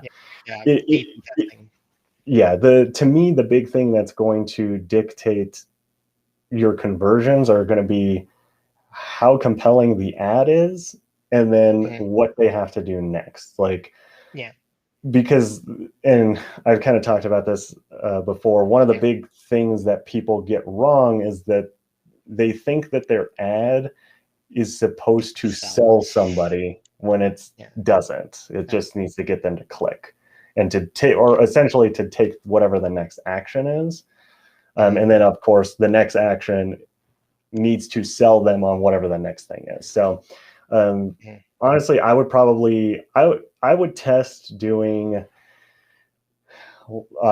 link clicks just because you can see how many people are clicking. And then I would honestly even just maybe try testing out something like if you do a video version of it, like a video ad version of it, I would even just run that as maybe a video view, because video views are way cheaper to get somebody to watch. Now, that doesn't mean everybody that watches is going to click the link, but the thing is like sometimes in the beginning, you just need to have a lot more people seeing it, and they may need to see it one or two times to kind of. I have data on that. Like what I found out is like because like there's a way in Facebook that you could have like targeted ads to like a specific demographic, right? And like so the data that I have on that is like I tried to run it for like 2 months for like $300, and like from what I know is that the view the number of seconds that they watch the ads is like 5 to 8 seconds, and then they don't like go, and the video that I have is only 1 minute and 10 seconds, so it's very short, but even then like it's not as effective. And from the data that I have, what's the most effective is surprisingly enough, it's just one picture with like one word, and then like that's it, like keep it simple. And then like it has like more conversion rate into like doing CPC. And then so that's kind of like part of the question that I'm going to ask you. Like, so for like a startup company, like me and like anybody else in here, like how much of a budget are you going to like set to like test out, like say like a CPC? Because like you're not going to like you cannot really expect like somebody who's like starting out like to have like the pixel Zapier and like all of the stuff like yeah configured already. Like, and so far like I'm in the learning process of like the Zapier part, like but I don't think like I can maximize it yet until like, because it gets like super complicated super quick with that. And it can definitely, and we do quite a bit and in there, but yeah. there's a stacking of like costs, because like you have to like sync Zapier with like one service to another service, and then your CRM like needs to be also like up to the top, and then your messaging can also like needs to be at the top, and then like then you can go on. Like it almost feels like you need to have like somebody who's going to be like dedicated every month to just like taking care of like your Zapier, because like you cannot hand this off to Fiverr and expect it like to work for you, because like if something goes wrong in Zapier, like you need to fix Yeah. it now. Right. Yeah, Yeah. the big thing is like for us, we do it a lot. One is I think that Zapier is fantastic for automating some of the tasks that you don't necessarily like doing. It can get complicated. That's where I think you really have to know what your strategy is. But at the end of the day, like to me, I'm like, even if you just, I don't think it's necessary. It will help you once you kind of get going in some things. And If but you want to save time. realistically, like, yeah, if you want to save time, but I'm like, if you're still just, bootstrapping and doing that kind of stuff, I'm like, You don't to need me, you don't necessarily need it. I think it's something to think about, kind of maybe play around with a little bit to kind of, future. Yeah. yeah. But yeah, I mean, the big thing to me is like when it comes to ads, your landing page, all of that can be really, really good, or it can be really, really terrible. But if the ad just doesn't interest people, it doesn't do any of that, like it doesn't matter. Because the same thing is, I'm like, right, like I can post a video of like some cats or a picture and get a lot of clicks and a lot of likes and a lot of whatever. But if it doesn't like, doesn't do what you want. Yeah. yeah, Like, right. Because I'm like, yeah, because I can like put my website in there and people can click it and they're like, oh, this isn't cats. Like it does, like to me, that's why I'm like, it doesn't matter too much. But realistically, the big thing is advertising. It's not complicated. well, the big thing is it's not. I think that a lot of people just think that it's like, I'm just going to create this thing and I'm going to do it and it's going to be fantastic. Like, I wish it was that easy. And we do it all the time, but and even stuff that I think is going to do really, really well doesn't, because it's just like anything. Like sometimes a market, the messaging may be a little bit too soon. It may be a little too late. It may be whatever, but the only way you're going to be able to improve is by putting it out there. And that's why I'm like, even if you just start with like $5 a day, put it out there, let it run, create maybe a second style of that ad. Like a lot of the times, like once we find something that's working, we'll literally go and make like 50 different variations of it. Like maybe just change out like the copy may be exactly the same, but maybe we use 20 different images, and then which one out of those gets a little bit better. And then we may go and say, okay, instead of saying, whatever, like save 20%, instead of save 20%, like, I don't know, keep 20 or keep 12%, I don't know, whatever. And that's really what it is. It comes down to a lot of iterations and a lot of stuff. But the big thing is A/B testing. It's a lot of testing. Like, and I know that that's not always the best answer and people don't like that, but I'm like, unfortunately, that's just how it is. I wish that I could just be like this exact thing and do and go. But at the minimum, like what's going to be like, say like there's got to be a line between like, I don't have enough data to make a decision, to like, I think this is enough data that I can make a decision. Say like, if I spent $150 in a month, right? And then let's pretend that I get 150 clicks, and then like in that 150 clicks, nobody signed up. Like nobody signed up on the form. So what does that tell you versus like, is that enough data, or is it not enough data, or like I mean, my thing is I'm like, any data is good data. Obviously, the more you have, the better you can make decisions. But to me, I'm like, okay, so you run it for a month, you spend $150, great. And we're like, okay, we got 150 clicks. We didn't get any conversions. So what that tells me is that the thing that they were interested, the ad made them interested, but maybe something on the page, it just wasn't quite there, right? Did it actually load? Because sometimes some people's websites take like forever to load, and it's like, maybe they would have actually converted, but your website took 15 seconds to load, and they're just like, I'm out. So that's the thing, is like, maybe we need to test the speed on that page. can we make it load faster, right? Because sometimes it may have nothing to do with ad copy, it may have nothing to do with any of that stuff, right? So that's what I would look at. Yeah, right. Like, and the same thing is like you said, like maybe they're on mobile and it looks like garbage and they're like, nope, I'm out of here. So those are the things that I would look at. Then the other thing is I would just look at it and like, if it's not those things, is our headline the same as what we have in our ad? Like, are we saying the same thing, or are we saying something slightly different? Or like, do we have a logo and when they get here, we don't have a logo?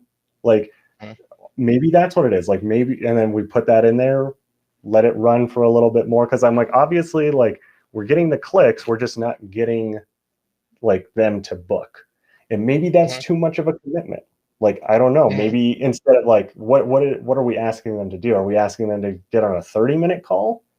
Well, what if we bump that down to like a 5-minute call, right? Maybe that's less resistance. Like, oh, I can spare 5 minutes. I can't spare 30 minutes as a restaurant owner, right? Maybe that's what it is. So you're saying that like maybe specify the time frame that they like, say, because like I'm offering a demo and then like I didn't specify a demo time. Maybe like put a demo time. Yeah, because the thing is like maybe like if I've gotten to another demo and that demo took like an hour and 30 minutes and I didn't really care about that thing, that's what I think of whenever I see that. I'm like, well, do I really want to go through another hour and 30-minute demo of something that I'm not even going to like, right? And that's why I think that if you took essentially your demo and put it as a video that they could just watch and then be like, hey, would you like to get on a 5-minute call to see how we can implement this for you? Because if I can watch the video anytime, I may be in bed at like 1 o'clock in the morning watching this video because I have the time, right? But if I'm going there and you're like, book a whatever, like, or you don't specify, that's probably what I'm thinking, and that's why I'm not booking, because I don't know how long it's going to take, and I don't want to. I don't have that time. Let me hyper focus on the decision making part on like in terms of the money spent on advertising. Like, so is $150, you got 150 visits, and then that tells you that's enough data, that's enough like expenditure on the money, like that you can make, like I need to make a change on the ads, or need to make a change on like something. Well, so for me, it depends. Like, one is obviously if you don't have any bookings, I would look to see, let's keep the ad because we're getting the clicks, right? We're getting that. Yeah, we know now. Clicks. Yeah, so like, because I'm like 150 clicks, that could be pretty good. Now, if we could even just get 1% of those to now book, we're getting better, right? We're getting better. So obviously there's something when they click the ad and they go to that page, they're not booking. So what on the page needs to change? And that's where I would be like, okay, let's make one change. And maybe it's telling people that it's a 5-minute booking, right? Maybe that's what it is. And then I would go and create another page and be like, okay, we'll, instead of the 5-minute booking thing, maybe we need to change the headline and A/B test those, but keep the ad exactly the same. Now you have an A/B test on maybe 2 things that you might think. And then if you still aren't seeing anything, then like I said, I would either at that point, like I would go with the thing that maybe makes the most sense. Like to me, I'm always like, how do we reduce as much friction as possible for our potential customer, right? Because if they have to jump through like 50 hoops, they're not going to do it. People just want to like lay down and it just happen. So how do we make that happen on the landing page? And then the other thing is, if you still don't see anything, then I would really go back and look at the ad and be like, okay, is this ad essentially pre-framing people to know what they're getting, right? Because maybe it's like, hey, we have this app, but they don't know that they are going to go and watch a video demo, right? Maybe we need to specify that in the ad. And then I would just leave the image, leave all of that, but just tweak the copy to say, you know, watch a 5-minute video demo, right? Right. Yeah. But it's enough data to tell you that something needs to change, even though it's a little tiny tweak. Like what I'm like Yeah. trying to is like the point of decision making of like, say like if I spend $30 and I only get like 30 clicks, that's not enough data, right? Like so like or I if I think spent like I think that what's the it could point? be. I mean, to me, I think that it could be enough data. It's hard to say exactly what it is, right? Because for your case, I would say maybe not. But the other thing is I'm like, it's not that much of a commitment. So I wouldn't, realistically, I look at more at time. Like, did we give this Time enough frame. time? Because I think that, especially when you don't have a lot of money right now, if you could go and be like, I have $10,000 that I can spend in ads, and we Yeah, I ran wish. an ad, we ran one ad at like $1,000, we can get that data quicker. But the thing is like, and we can make decisions faster. But when you don't have the money, I think that where people fail, like if you don't have a big budget, they're like, well, I ran the ad and it's been running for 2 days and I spent $30 and nobody bought anything. I need to change something. And I'm like, you need to give it more time. Like as So you, much time, like I said, it's difficult. I mean, even sometimes when you run an ad for $1,000, like if right. you're running an ad for $1,000 a day, sometimes we're like, let it run for 30 days before, like if it's not seeing the thing, like because sometimes like Facebook may just need a little bit more time to find the right people. It Okay. has to So optimize. It doesn't know right off the bat. It just doesn't know right. unless you're importing your own data. It can scan through that stuff and it can do that. But if you're going after a cold audience, it doesn't always know. It's also testing and optimizing. So Okay. normally, yeah, because it has to optimize. It doesn't know, like you can put in the stuff, but it doesn't know exactly. That's why I said if you're going after clicks, it's going to, as soon as it starts seeing people click, it's going to start looking at that group of people and start finding more of those people. So Yeah. that's what it's doing, is So trying to optimize for that. And that's why you got to give it so time. yeah. So I'm kind of trying to prick your brain on this. Like, so what you're basically saying is like, uh, there needs to be like not significant amount of budget, like but some budget, like say like at the minimum at least $5 a day, at the Mhm. minimum, right? $5 a day, and then like at the minimum, what you're saying is like at least 30 days to know that something works. I would try and give it at least 30 days. And Like I then said, if on yeah, lower budgets, I would, at the minimum, I would give it 30 days. And hmm then, like I said, if it was a $5 a day budget, I would probably go one ad creative, one copy, one everything, run it at least a hmm month, evaluate how many clicks like you're getting. hmm If you feel like you're getting a decent amount of clicks, hmm but you're not getting the conversion, I would look at the hmm page. What on the page do we need to optimize? Do tweaking hmm on the page, run it for another 30 days. And then after that, hmm if you still aren't, like if your clicks are still maintaining the same, then you know, okay, there's something there and the page for whatever reason isn't converting, but maybe it's hmm just, maybe it is actually the ad, right? Because like I said, sometimes okay, it's the way that you presented it, right? Like if I, right, it's just like anything. If I ran an ad that was like, you know, hmm click this ad and I'm going to send you a vacation, $25,000 vacation right, stay for yeah, $500, everybody hmm that clicks that ad knows exactly what they're getting. They know like how much they're going to what to spend. expect. Yeah, Hmm what to expect. And maybe our expectations just aren't quite there.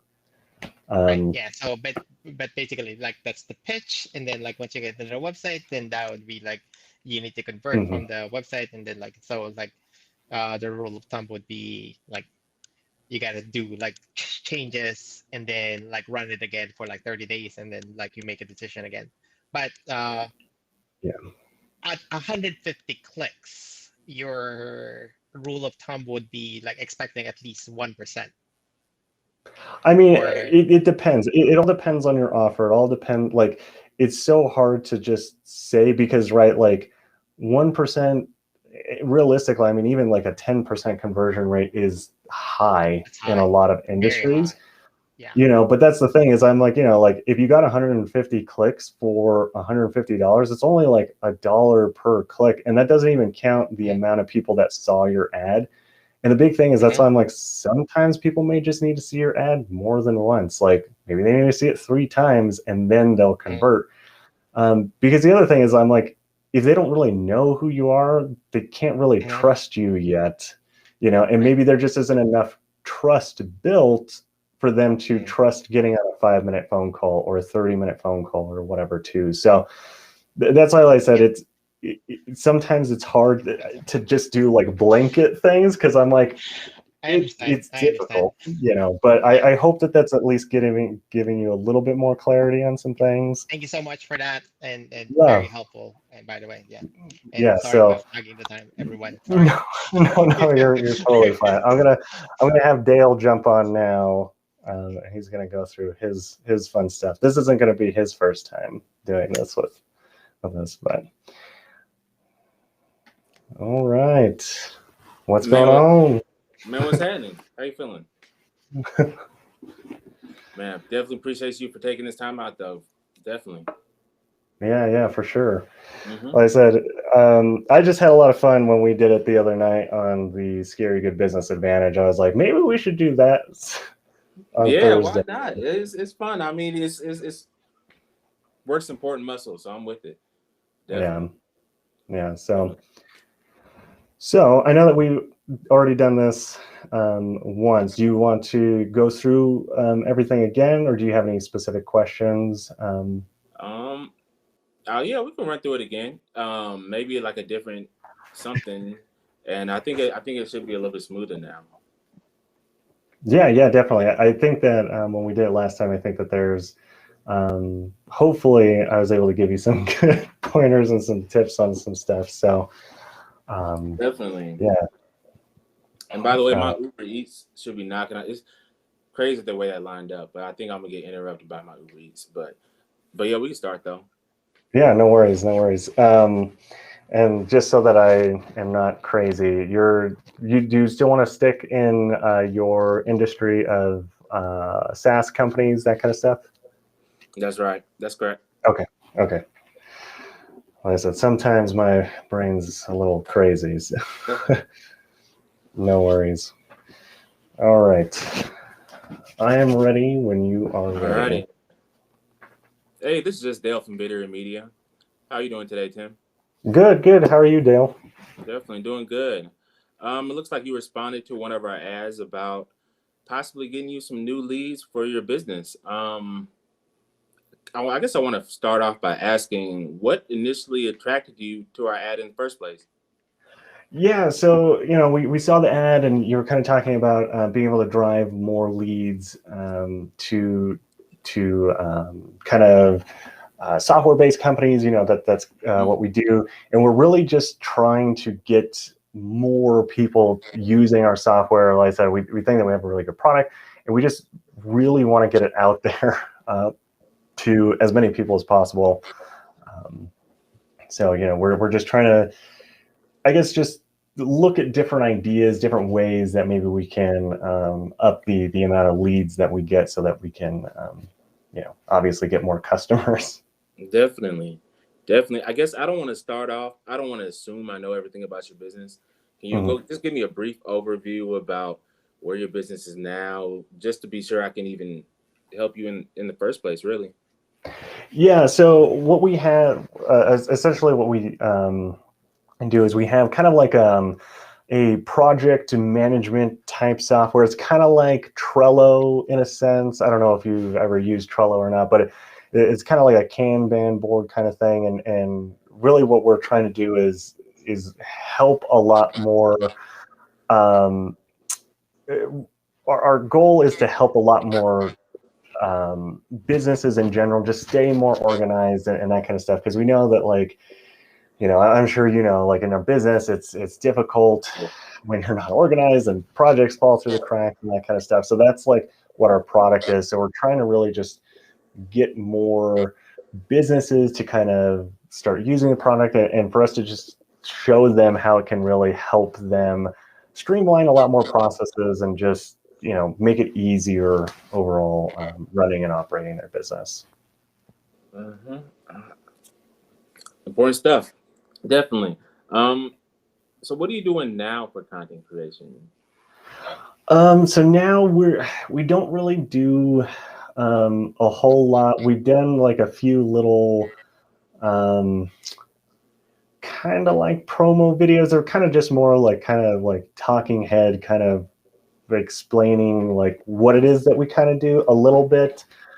And we have like one or two testimonies, but we don't really have a lot of, we just don't have a lot out there as far as like content goes with video anyway.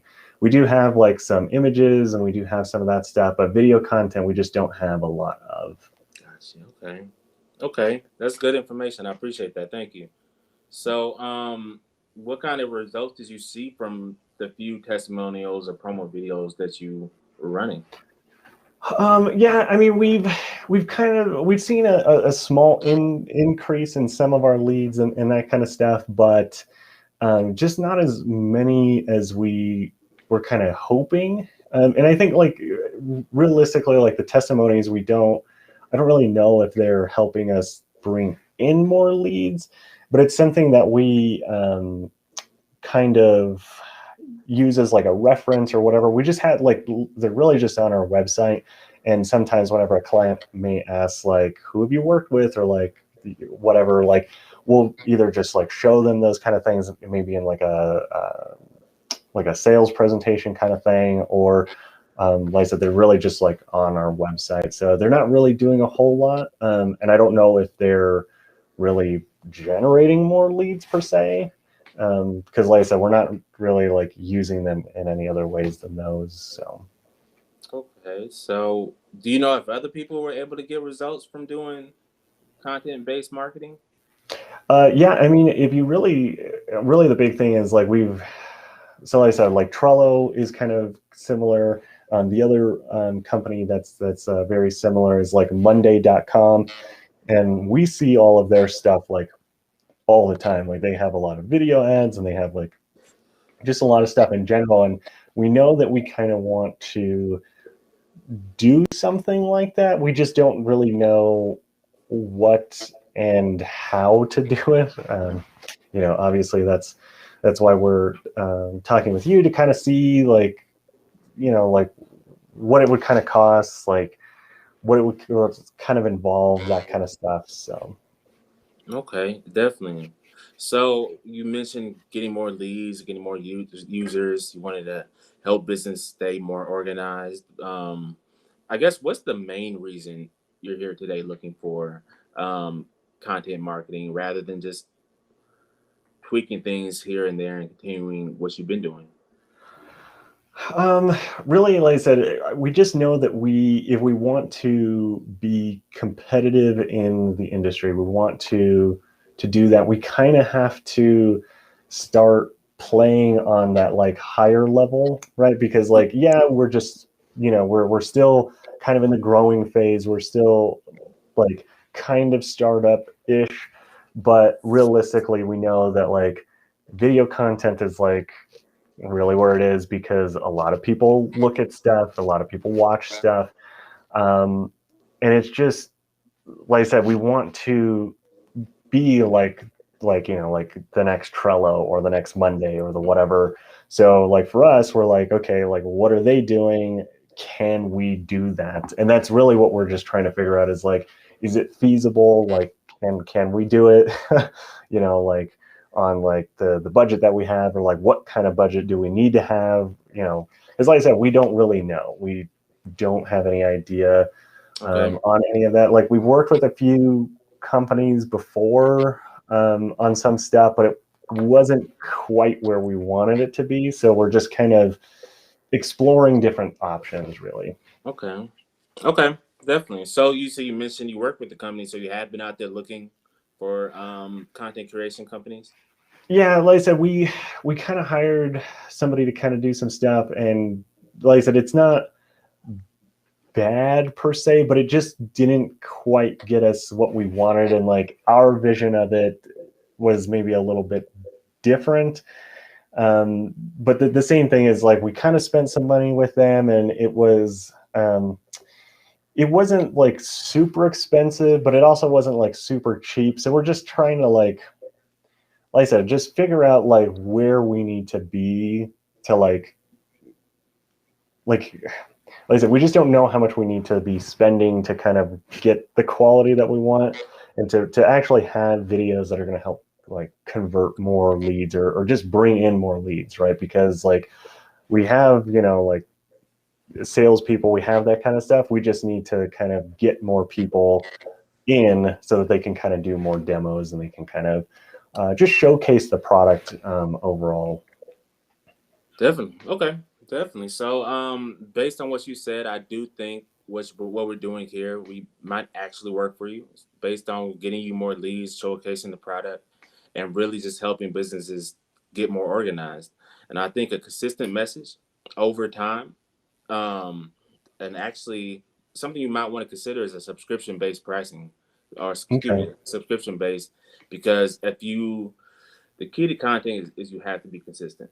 Mm-hmm. So what we want to do is maybe let's do two videos a week, the frequently asked videos.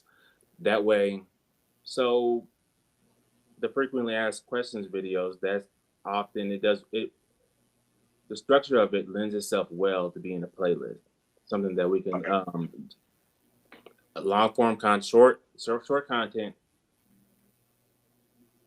This is the part I haven't practiced at all. I don't have my products. I don't know. We can probably stop it here, to be honest with you. No, yeah, no worries. Like I said, it's always a work in progress. It's never, that's the only thing that matters. As long as it's still being worked on and still moving forward every day, that's all that matters.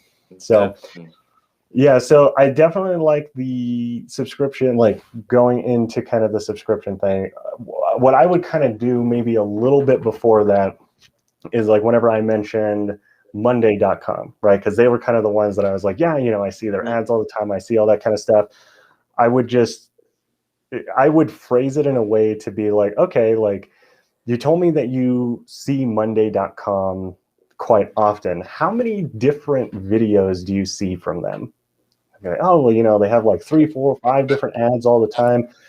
Then what I'm doing is I'm going to be selling you on, because right, I essentially told you that I want to be like them, and they're kind of who we're kind of looking at, kind of getting an idea for. So that's a big thing is kind of frame that in a way and have them realize like, oh yeah, like they're doing like 5, 6 videos, and I'd be like, okay, that's great. Do you think you could benefit from having multiple videos versus maybe just 1 or 2 videos, right? Because you told me that you did some videos in the past, and it sounds like it was only 1 video. Do you think that if we had a series of videos like Monday.com, do you think that would be more beneficial to you? And I'm getting you to tell me like, yeah, that's fantastic. Like yeah, like they have 5, 6 videos that make sense. Maybe that's why that other one didn't work, kind of thing. So I'd kind of phrase it in that way. And then I'd be like, and I would just tell them like, yeah, like that's actually like with a lot of the SaaS-based companies, if you look at a lot of the really successful ones, a lot of them have very consistent content. They have a lot of stuff going out. And that's why we actually created our, like SaaS master video subscription, blah, I don't know, whatever you want to call it, product, because Sure. you want to make sure that you have something consistent. And realistically, like if you're just looking to have like a one and done video, I don't think that we are the right company for you. We understand, like from everything that we know, like doing 1 video just isn't gonna, like, it's not the magic bullet that you're looking for. Like if that's what you want to do, there's probably, a lot of other companies just like the one that you hired in the past that could just do a one and done video. But it doesn't sound like to me you want to be a one and done kind of company. Am I correct in that? And now I'm getting them to admit like, yeah, like, no, I don't want to be that kind of company. Like we've already tried that and whatever. And now I'm committing to you that I am going to be a recurring customer. I'm going to keep buying from you as long as we have a good relationship, as long as we kind of have that kind of stuff. And I'm already committing to you on, yes, I want a lot of videos. You can kind of see some of that. That's how I would kind of go. I think that you had a good transition into that. And the one thing that I would do is, like, if it's like, oh, okay, well, like, what kind of, like, you know, like, I can only think of like maybe 1 or 2 videos, and it'd be like, oh, well, you know, like, here's like, you know, we could do a few branded content videos. Obviously, these are all going to come into your products, right? Like, we have, you know, like a 5-step branded content series that we do, right? And the reason we do this and the reason it's 5 is this, right? All of this you'll have to come up with. I can't just come up with it. You know, and then the other thing is, it could be like, then I can even go in and be like, you know, like, so you told me that the process is you get leads in, and then you have people that do sales presentations and sales demos.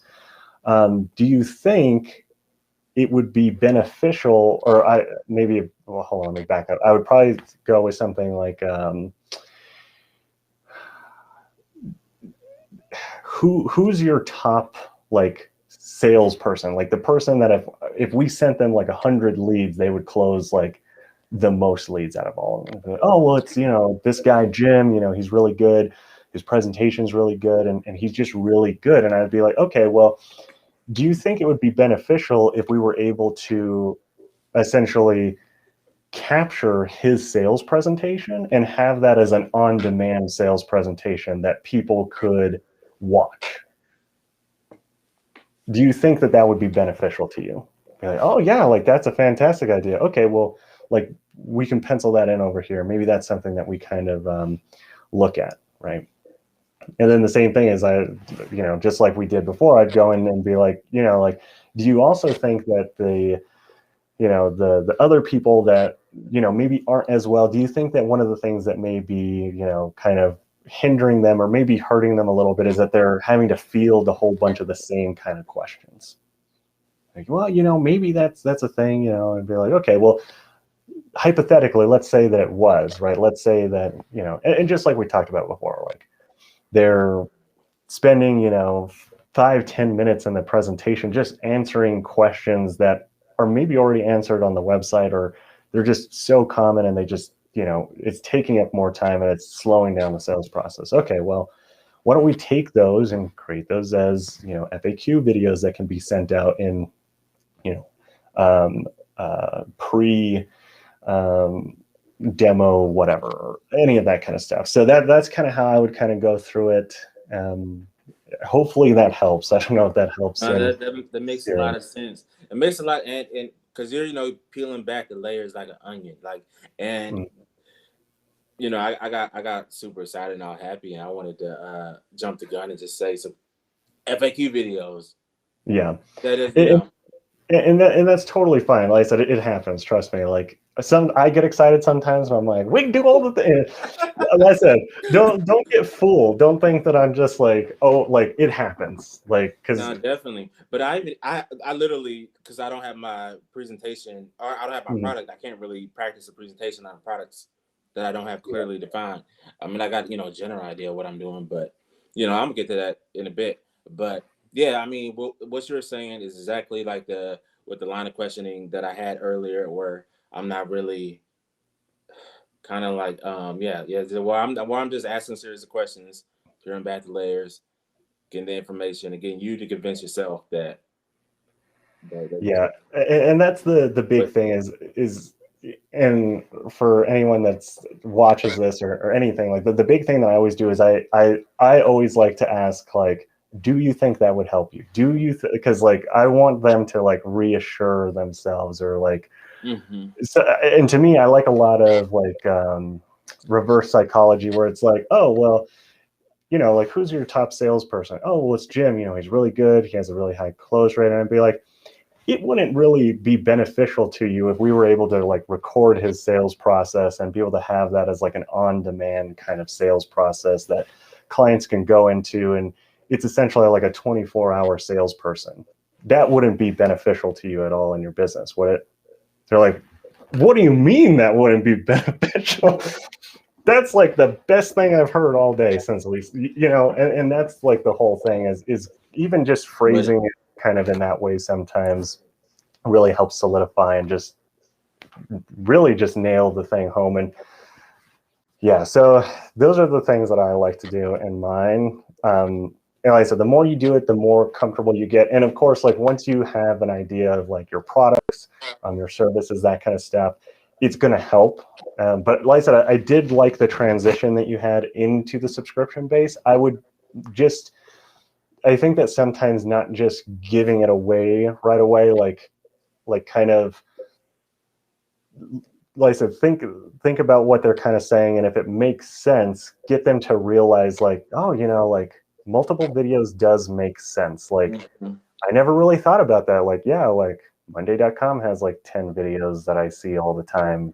Like maybe, you know, and that kind of thing. So hopefully that makes sense. Definitely. No, that's very helpful. Like, I'm just soaking it all in. Definitely, you know, I gotta just keep practicing, keep with the repetition, because I still don't feel natural when I'm saying like it's, I don't know, it feels weird, but Yeah. So the one thing I will say, because I haven't said it at all yet, but I don't know if you saw the announcement from the Scary Good Business Advantage, but I am going to have it now. So in the description of this video, as a Scary Good Business Advantage member, Dale, you don't have to go and get it because you already get it as a member. It's in the portal. We actually have our Scary Good sales framework, which is how I do my sales, like the entire process, like everything that I've kind of talked about thus far, all of that in a framework that's available for 27 bucks. So you can get it, have access to it.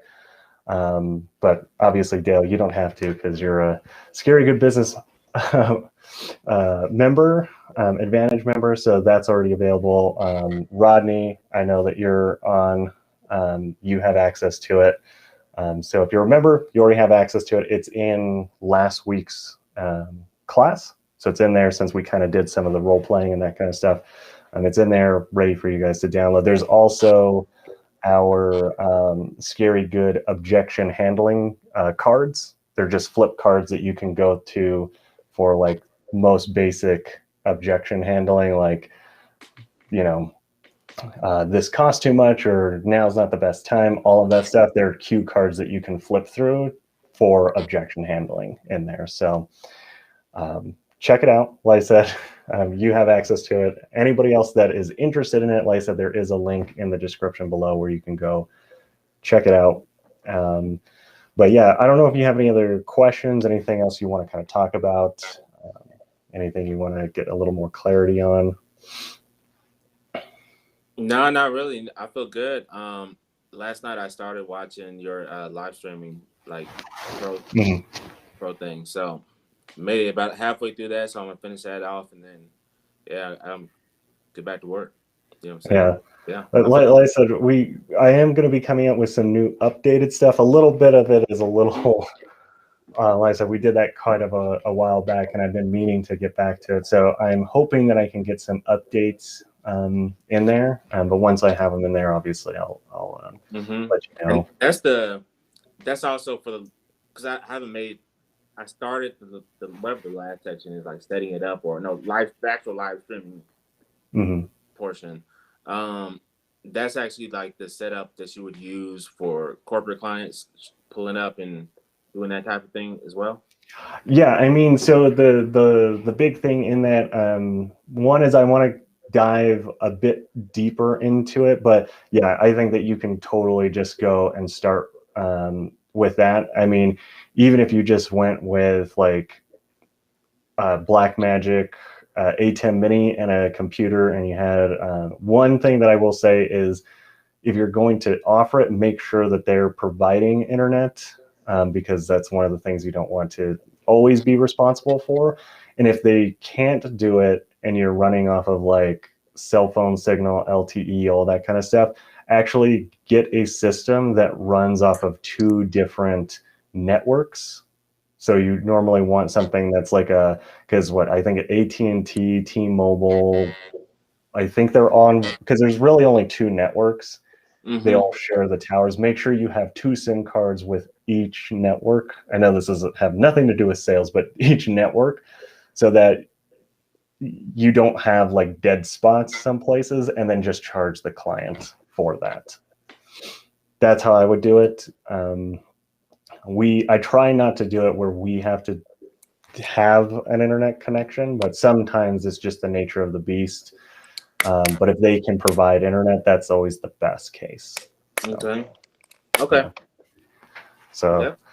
that's all I will say on that. I don't know if there's anybody else in the chat that wants to jump on, go through a sales presentation, get some tweaks and feedback. I will repost the link if anybody else wants to jump on. But yeah, like I said, I don't know if you have any other questions, any other things. If not, then we'll probably call it a night. I mean, we've been on for a little while, which is totally fine. Yeah, definitely. Yeah.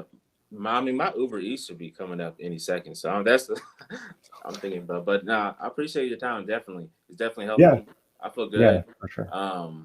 Yeah, I'm just gonna keep practicing, keep working, keep at it, and keep visualizing the yacht party.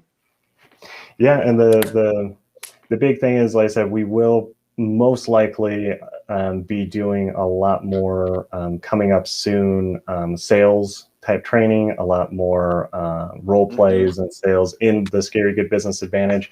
Of course, we still have all the other fun things that we're going to be doing, like lead magnets and website copy, all kinds of stuff, actual like setting up running ads, that kind of stuff. So I did call that. I mentioned about the sales training from that other guy.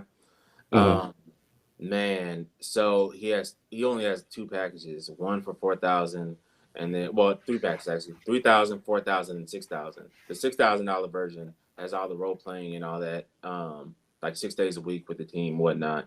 But it's the role playing to me is attractive, but that price is. So would you say they didn't do a good job of selling you? Well, I mean, I was so well. I'll say this: like all the question that I did now is from him. Like I didn't come up with any of these questions or the transitions or so. I mean, I do think it makes a lot of sense when he talks, but yeah. So like I said, I'm going to be doing some sales training. Like I said, on my process. If you like my process, great. If you don't, great. Like there's 10,000 people and their processes. If you like my process, like I said, we are going to be coming out with essentially the training and like the framework that is available in the description. It's going to go over that because, like, to me, scripts are nice, but to me, all really good salespeople have a framework, not a script. So I want to teach you my framework and more how to think about sales instead of trying to like memorize just words. Because to me, like it's not bad. Like I think that scripts help you come up with ideas and help kind of that stuff. But I want to go more into like, how do I actually think about sales? What am I thinking about when I'm meeting with a client? What am I thinking about before I even meet with a client? Like that's what I want to talk about, because to me that's the thing that has been more impactful, like out of all sales trainings, all everything, like right, like everybody always talks about Grant Cardone. I'm like, I want to know what he's thinking, not necessarily what he's saying, right? Because like if I can how he thinks about a sale, if I can think and understand how he thinks about where to move the conversation, that is way more impactful. And normally those come down to frameworks. So that's what I want to teach in that sales training. But like I said, the framework is down there. You can get it, and you can, and honestly, it's 1 page. Like my entire sales process is 1 page, and there's not even any like. There's some questions in there to help you get started, but there's really only 3 things that I think about. That's it. Okay. So. Okay. Definitely. I'm definitely gonna check it out for sure. Yeah. So. Alrighty, well, if you don't have anything else, I will move you off the screen here. But I am breaking everything. All right, so let me see here. I know there's was a few questions that popped up. So let's see. We'll get to these questions. So I don't have one, but wanting to build on or things to take into thoughts. So like I said, there's 10,000 million, billion, zillion scripts out there. And honestly, my big thing is like, there's two ways to go about it. One is, like I said, I think that looking at scripts help, right? They get you an idea. They kind of get you thinking about potentially things that you may start asking. But like I said, anytime that I'm not a very big script person, because I feel like if you try to memorize a script, that's kind of what it sounds like, right? It just sounds like you're reading off of a script, and it's not always as natural. But the thing that I would really take into consideration and honestly do is everything that you do in your life is a sales pitch or a presentation or something. It just may not be monetarily, but you're always talking to people, convincing people about why you should get certain things, any of that. And realistically, like, think of the last time you bought something, and if it was a conversation you had with somebody, go back and think about the things that they asked you. Think about the way that they asked you, because one of the big things is, I think, tonality, and it's not always right. It's not always what you say, it's how you say it that makes the biggest impact. And for me, I spent a lot of time looking more into the psychology of buying, looking more into, customer behavior, understanding body language, understanding tonality, that kind of stuff. And that's why, like I said, my method of sales scripts, sales training, sales whatever is, I just want you to understand and learn how to think about it instead of telling you what to say. I don't know if that's helpful, or maybe that's more confusing. I don't know. But that's kind of my thing. So let's see. Mark, how do we become a member? So currently the membership is closed. We are going to be opening it back up soon. We're kind of working through some things and redefining some of the processes in that. So once we kind of have that, we will be going through and reopening it. I don't have a set time. Now, if you are really interested in it and you want to be on the waiting list, like I said, reach out to me, like I said, or you can leave a comment in the comments below, whatever, and I can send you to the page where you can sign up on the waiting list whenever we relaunch. So, and of course, as always, thank you, Rodney, for the kind words, and Valerie, if you are watching. But yes, so it is a very big thing. Like I said, I'm all about frameworks. I'm all about, like I said, I just want to try and understand people more. And it's like, it's kind of funny. It's like one of the things that me and my wife were talking about is we're like, I feel like I understand people more than most people, but I still don't really understand people. Because people are just so fascinating all the time. And it's just something that I really enjoy learning and just trying to learn communication better, doing that kind of stuff. And to a degree, I think that because I am dyslexic, that was always one of the big things, is I just always had a really hard time communicating with people. My communication skills weren't that great. And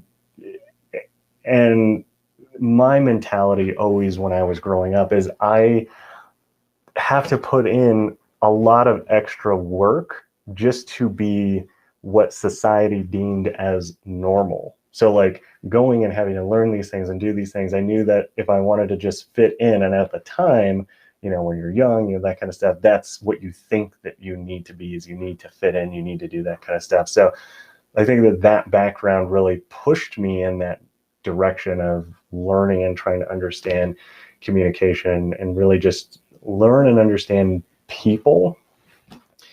Because like I said, that was my goal, was how do I fit in and become normal? Because my entire life I was always told that I was never going to be normal. I was never going to be X, Y, Z, whatever. Now, of course, my thing is I'm like, I don't want to be normal. I'm who I am, and I'm a crazy person. I got skulls and all kinds of crazy things back here. So that's totally fine. So, but that's just kind of my perspective on it, and really my perspective on sales. And I don't really like a lot of the hard selling and like twisting your arm kind of thing. And, like what I told everybody that's a member, when was it? Tuesday night. So when we have our classes, but I told them, I'm like, like if you come to me and you're like, I only got, I got $100 that I can either feed my family or buy your product. To me, I'm like, go feed your family. My products and my services are going to be here when you're in a better place. I don't want to be the person that took your last $100 promising you some silver bullet in something. And like what I tell people is I'm like, silver bullets really only work on werewolves. So if you're hunting werewolves, then that's really the only time that they're appropriate. But that's my thing. It's I'm like, go do what you need to do. I don't like, there is going to be somebody else out there that can afford my products and my service. I am not worried that I'm not getting $100 from you, because I'm like, that $100 needs to go and do something way more important than maybe what I have to offer for you right now. Right. And that's okay. Like, I'm okay with that. Let's see. Oh, I am clicking all of the wrong buttons. Okay, here we go. Dealing with the same thing. Any good books to improve your communication? So a lot, a lot. Let me see. What books do I have back here? So one of my favorite books that I've read this book probably a few times, and it is Pitch Anything. I really enjoy this book. This is probably one of my favorite books that I read quite often. It's just so good. Like, I don't know. I think this book has probably helped me the most in just understanding communication, understanding the different outlooks on people, just a lot of things. So I really like this one. What else do I have? Have any other ones back here on that? So that one's really good. This one is pretty good. I haven't finished it yet, but let me see. This one. So it's Dangerous Personalities. So it's written by an FBI agent, and it's on showing you how to identify and protect yourself from harmful people. Now, I know that this may sound a little random, but it's one of those things that's just interesting because it's really understanding a lot of the subconscious, a lot of the nonverbal type stuff, and really that's where a lot of stuff comes from. I'm trying to see. I have so many books all over the place. I have an entire gigantic bookshelf over here full of books, and there's books all over. The other one that I like is The Like Switch. Let me see. Influence is another really good one. Influence and Persuasion are really good as well. They're both written by a psychologist, and they talk a lot about cognitive biases and that kind of stuff. So really fantastic. And if you're not big into reading books, a really good documentary, I think is the documentary Push. Essentially what it had a lot of controversy. I can't talk.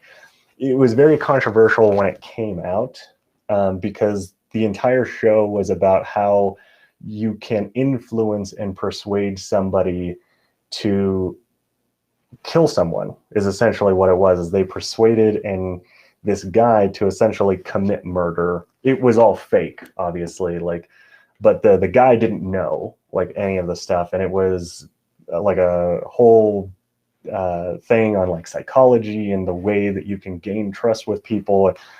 It's crazy, but if you watch that, I think that there's so much that you can get out of that, and because it's really no different. Really, the reason why somebody's going to buy from you is because they know you, they like you, and they trust you. And understanding psychology, understanding a lot of that stuff, and how you use persuasion, influence, all of that stuff, that's how you sell. And that's really just how you do everything in life, right? So there's a lot of stuff out there. I could probably go on for, I don't know, years probably on all the different books. But yeah, so those are all the books that I've read, at least that I can see right now recently. But yeah, there's a lot of really great books out there. So I don't know if anybody has any other questions. I want to give you guys a little bit of time before I wrap, and we call this good. What I would like, though, is if you guys liked this type of live kind of thing, we're still trying to figure out what kind of lives we want to do on our channel. If you liked it, just literally hit the like button or leave a comment or something, so we can kind of make more kinds of lives like this. Or, you know, if you guys kind of want to do maybe some website stuff, whatever it is, like, I'm totally open to a bunch of different ideas, that kind of stuff. I just want to make sure that I can kind of provide you with as much value, information, any of that stuff that's going to help you. So just let me know.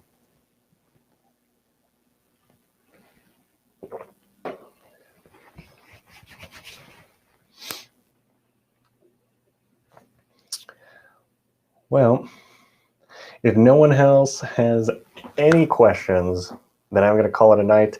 I wish you guys all the best in your business. Let's see, helping people with sales is definitely.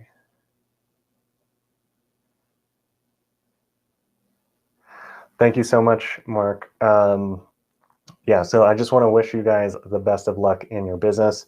Like I said, if you need anything or you have any questions, feel free to reach out to me. Like I said, we're also trying to grow the YouTube channel. So if any of our content you think can really help somebody else that's going through their business journey, anybody that you think could benefit from any of the content that we have, I would greatly appreciate it if you guys could share that content. And really, until next time, I wish you guys the best and have a good night.